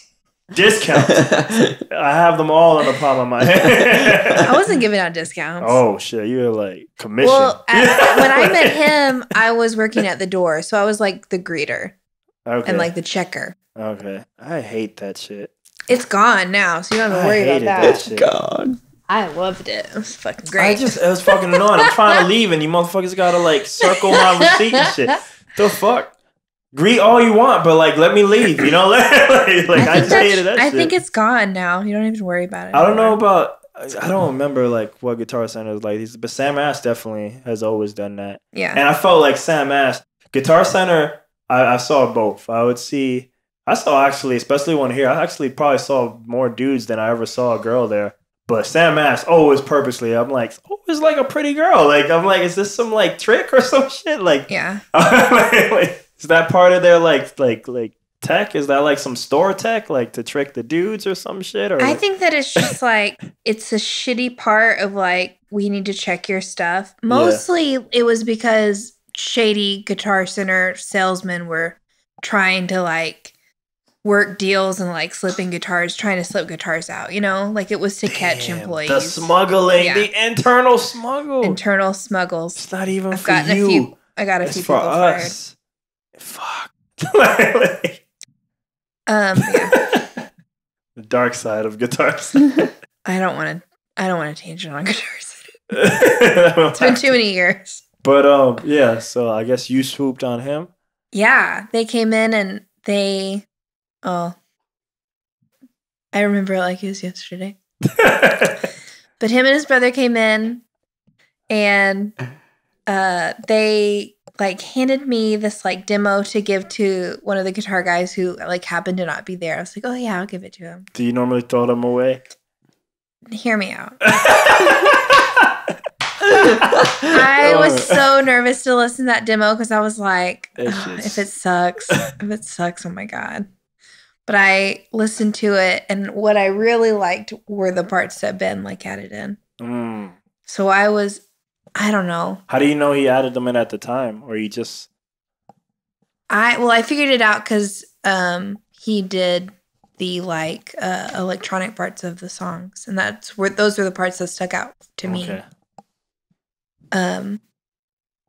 Yeah. You like Yoko Ono? Did you make the band break up? No. No. Yo, these electronic parts are pretty nice. Yoko. I don't know if you need these. No, she's the other reason.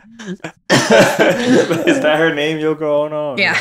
I was like, wait, am I Yoko. thinking of Yoko Kano, the ghost in the show composer? like, cause she's a badass. I love that woman. But yeah, so you had the demo tape, and what? You just reached out to him? Oh yeah. Damn. Yeah. I had hard game in the day. Yo. I like messaged them, and I was like, I really liked your tape. I'm Kaylin. I'm the door girl you met. Yo. And then he came in one day, like all dressed up, and he's like, I just wanted to come in, tell you I think you're real awesome. And I was just like, fuck. I was done. That is it. Yo, let me tell you. So hold up. I already forgot the second thing I was gonna say, but this might be like history. This might be like the first time someone's, because look, I'm gonna take it hip hop. Someone's mixtape. Not only did it get listened, like, 'cause even right there, that's amazing. We can just stop right there. That mixtape got listened, and it got you not just the girl, yes, the wife. The wife. The wife. That's crazy. You should call your brother though and be like, yo, we were making the wrong music. Yo, I got a wife. No record deal. I mean, it still worked out. Just saying, like, we were aiming, Or maybe target a different market. Maybe you need to target that R&B market with that music. But, like, that's incredible. That's incredible. Yo, it's mixed. You doing music, if you go on a whole fucking chain, like, you doing music, no matter what happens, got you your wife. Like, that's insane. That's it. And most of my friends, too. That's crazy. I wonder what would have happened if that mixtape would have been bad. The answer is in reverse. Because I felt it. Like, I was like, oh, if it's bad, I don't want it to be bad. I thought this guy was really cool. Damn. So you probably liked him already, but you needed the tape to be good. He was really awkward. And that's what I remember. As I just remember thinking, like, I could smell the awkwardness coming from him. And I loved it. You're doing it amazing. If your awkwardness has a sense, when you like selling to me like 2 hours ago, the sense of safety, like now you, all your feelings have like sense. That's amazing. Like, fuck, package that shit. That should be like something you should tie in with the music, like for every track, just have like a scent. An awkward scent. Yeah. That's amazing. Mixtape got you away. Like that should be a clip, one of those Instagram clips right there. When your mixtape gets you your wife, Not only did it get listened to. Yeah, right. Yeah, it got played. That's insane. Like I don't know which one's more amazing, like the wife or that it got listened to. Was it a tape? Was it a CD? CD. God damn, that's crazy. That's even It's meant more for somebody else that I didn't give to. Fuck. I took it. Damn, you still.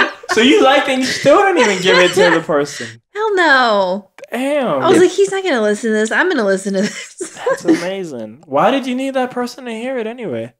I don't know. I don't know who the hell that was. I think that y'all were looking for a bass player or something like that. And I was like, yeah, I'll pass that on.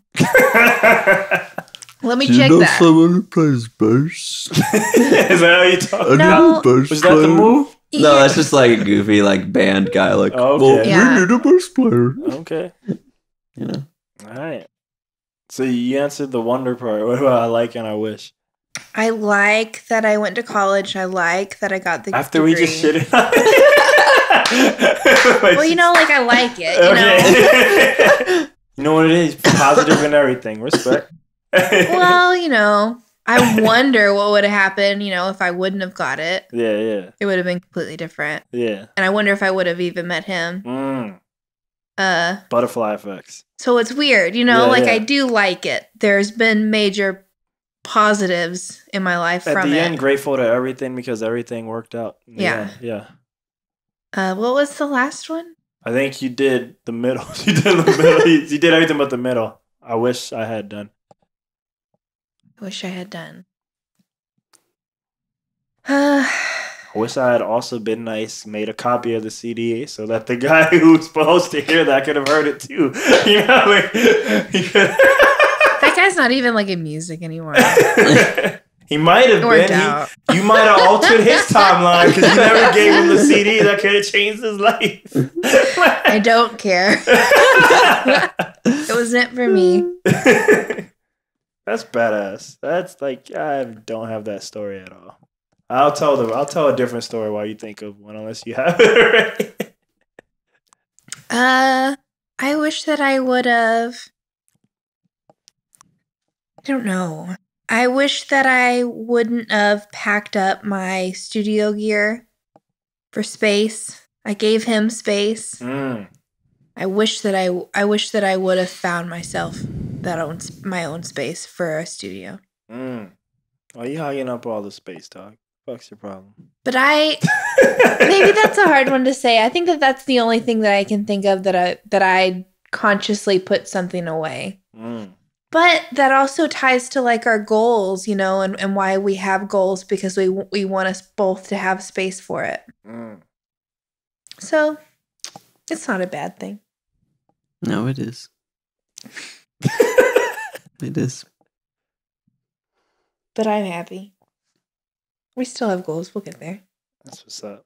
I'm still blown away on this mixtape thing, but I mean, that's it. If anything I take from this is that was incredible. Well, do you see it wouldn't have hurt No, it's him great. It's great. I think not it's give great. it, I part of me is just like, man, did I fuck up? Should I have made mixtapes? And like maybe that was the thing. I shouldn't have even been aiming for trying to make. I should have just been making mixtape and just giving it to girls. That could have changed my life dramatically. If any one of these people listen, she's the one.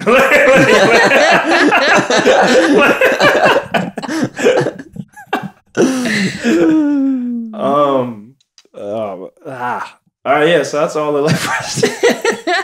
Yeah, that's it, dude. No, you got any plugs? Both of you?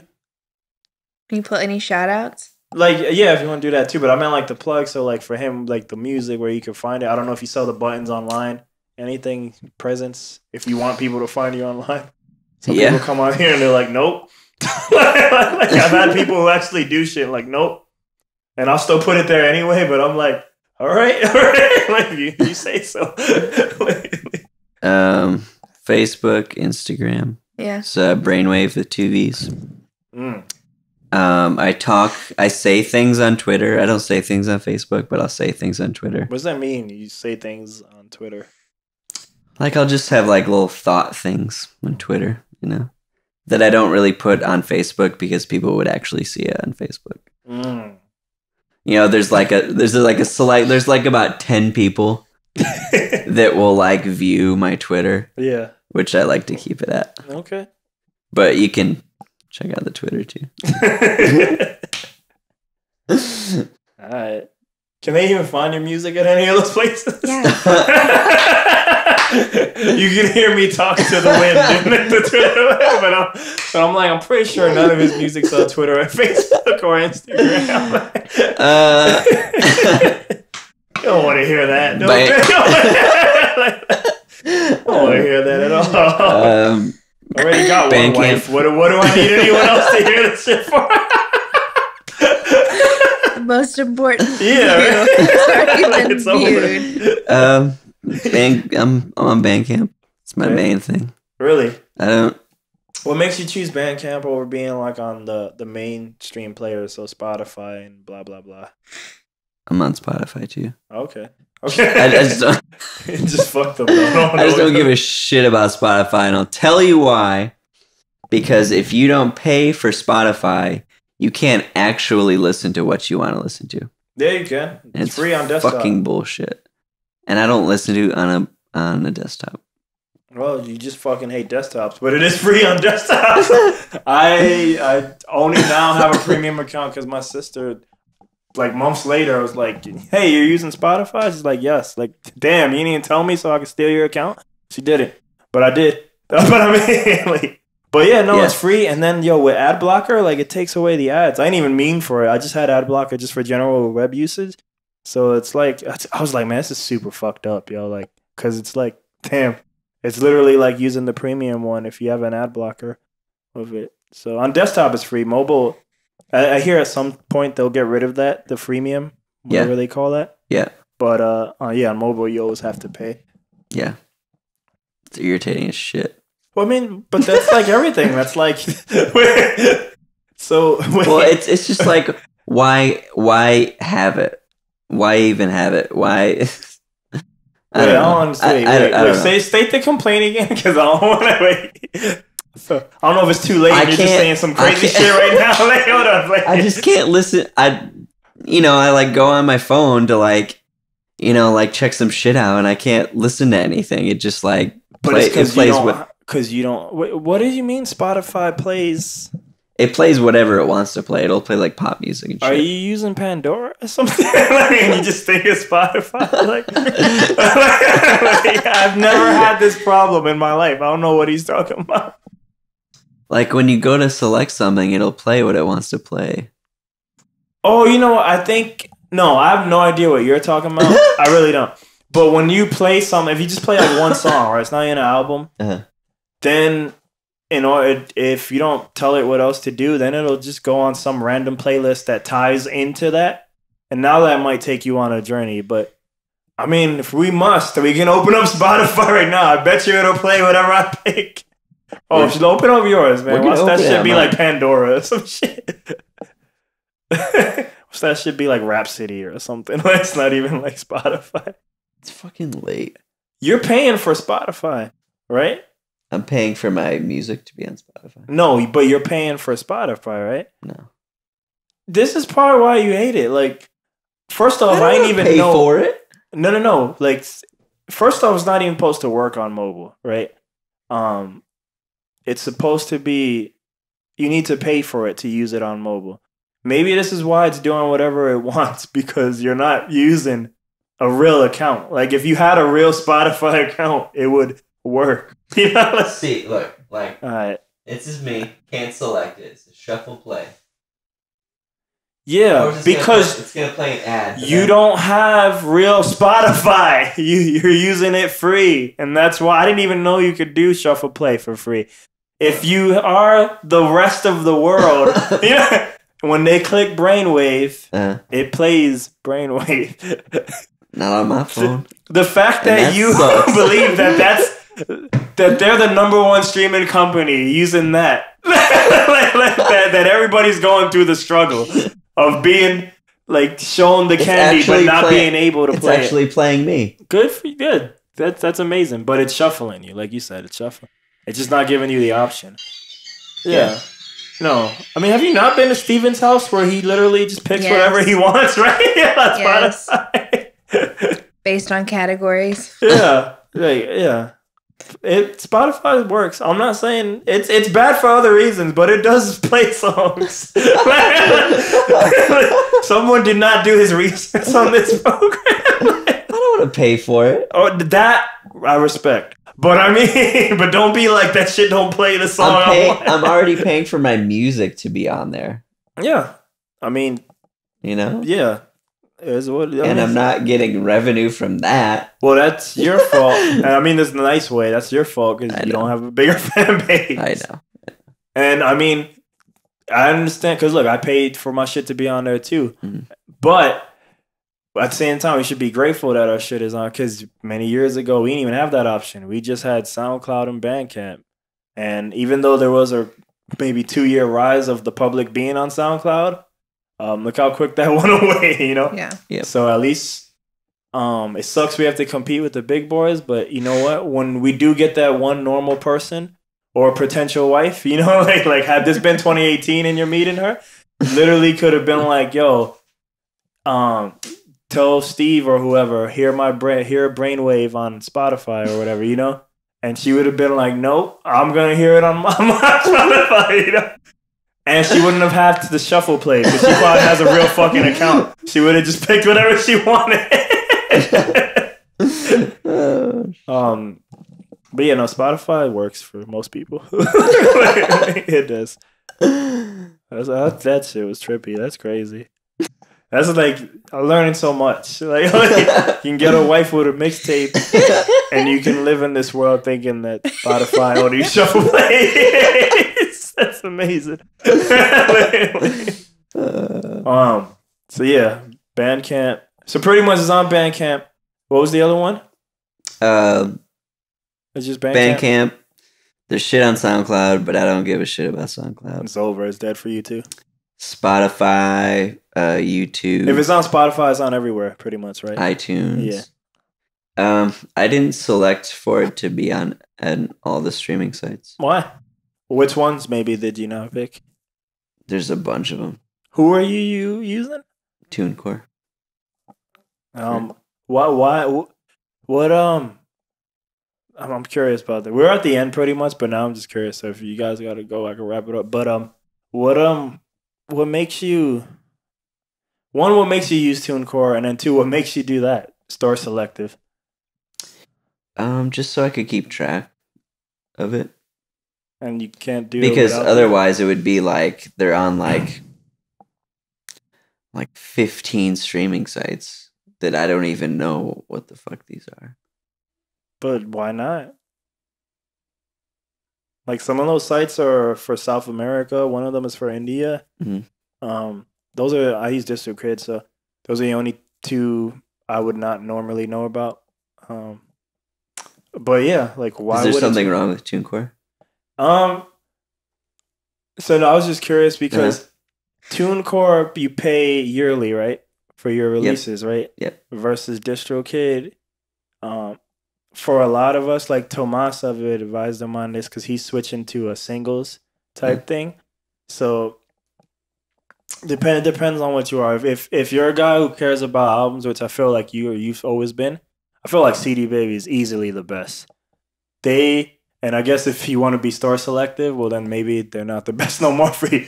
But they have the most stores, period, out of the ones that we use as human beings, maybe not as like real companies, but as like independent people. They have the most stores. They have the best plan. They have the best royalty plan. And if you use the other companies, I know what companies they use, so I was able to help other people pick whatever path works best. We should talk more about this. We can. Yeah. But it's one-time fee. You're done, and they just keep updating. So like Tomas, like his Lizarazo 1 that was put out on like the old ass CD bit, like the fucking white and blue website and everything. That doesn't even look like one. Spotify probably wasn't even a thing for us. Even better example, Sean, who also used CD Babe, 2008. As things kept going, Spotify. Like he doesn't even like remember that album. Like, but 2008 album, and no matter what's about to come, they'll just keep updating because he paid that one-time flat fee. No shit. And they just keep doing it. However, because I do all this, I'm not as prolific in music. But right now, I think I'm up to at least one song a month, and which I think is still way better than I was doing before. Yeah. But man, if I was only doing music, I'd probably be shitting it out. And someone like Xylo, he has over 24 hours of music, but he has something that I can't even verbalize where he's not even releasing it. And I always jokingly say, like, it's just, you're waiting for the perfect moment that doesn't exist. So I don't know what it is, but he has over 24 hours of music. And I've been like, dude, you need to put out a song a day. And that sounds insane, but that dude works on music almost every day. I'm pretty confident he can maintain that clip for the rest of his life. And then I bet you if you did that, like someone's gonna fucking notice your ass, Yeah. And for people like that who are shitters, DistroKid is a flat fee. So yeah, you pay yearly, but it's a flat fee, and you put out as much as you want. So if you are that guy who puts out a track a day, 365 songs, and their minimum plan, here's $20, And now who really won that war? You did. Even if you are paying them $20 forever, like, and then if you're gonna keep doing that, well, now 365 times 2, or like, look, now I just got 700 songs. I only give you guys $40, you know? Yep.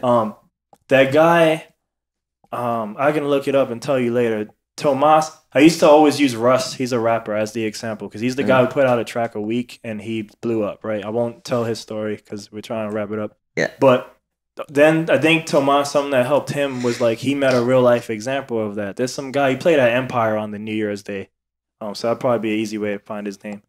But apparently he told me it's a guy, he makes full-time living off his music and he does 2 albums a month. I think he told me his goal is to do 3 albums a month for this year. And they're all like 9 to 10 track albums. And but people like that who are doing quantity, yeah, things like DistroKid, like if you were doing that on TuneCore, like you're gonna get beat up in terms of that. So you want to have the fan base if you're doing that on TuneCore. And that guy I just mentioned, Russ, who is famous, he did it on TuneCore. So like, but he also had a fan base to justify. I mean, those it's means. Expensive. Yeah. Compared to what you're just telling me. So. Yeah. And I have a guy here who uses TuneCore too, because once he has one bad experience with a company, he's done, and he had bad experience with CD Baby. He's the only one, but he had a bad experience with CD Baby. So he uses TuneCore, and he doesn't promote his music at all, but because he did everything, he said, yo, like the people in South America, not that he's making a killing, but they give him enough money that pays for his fees.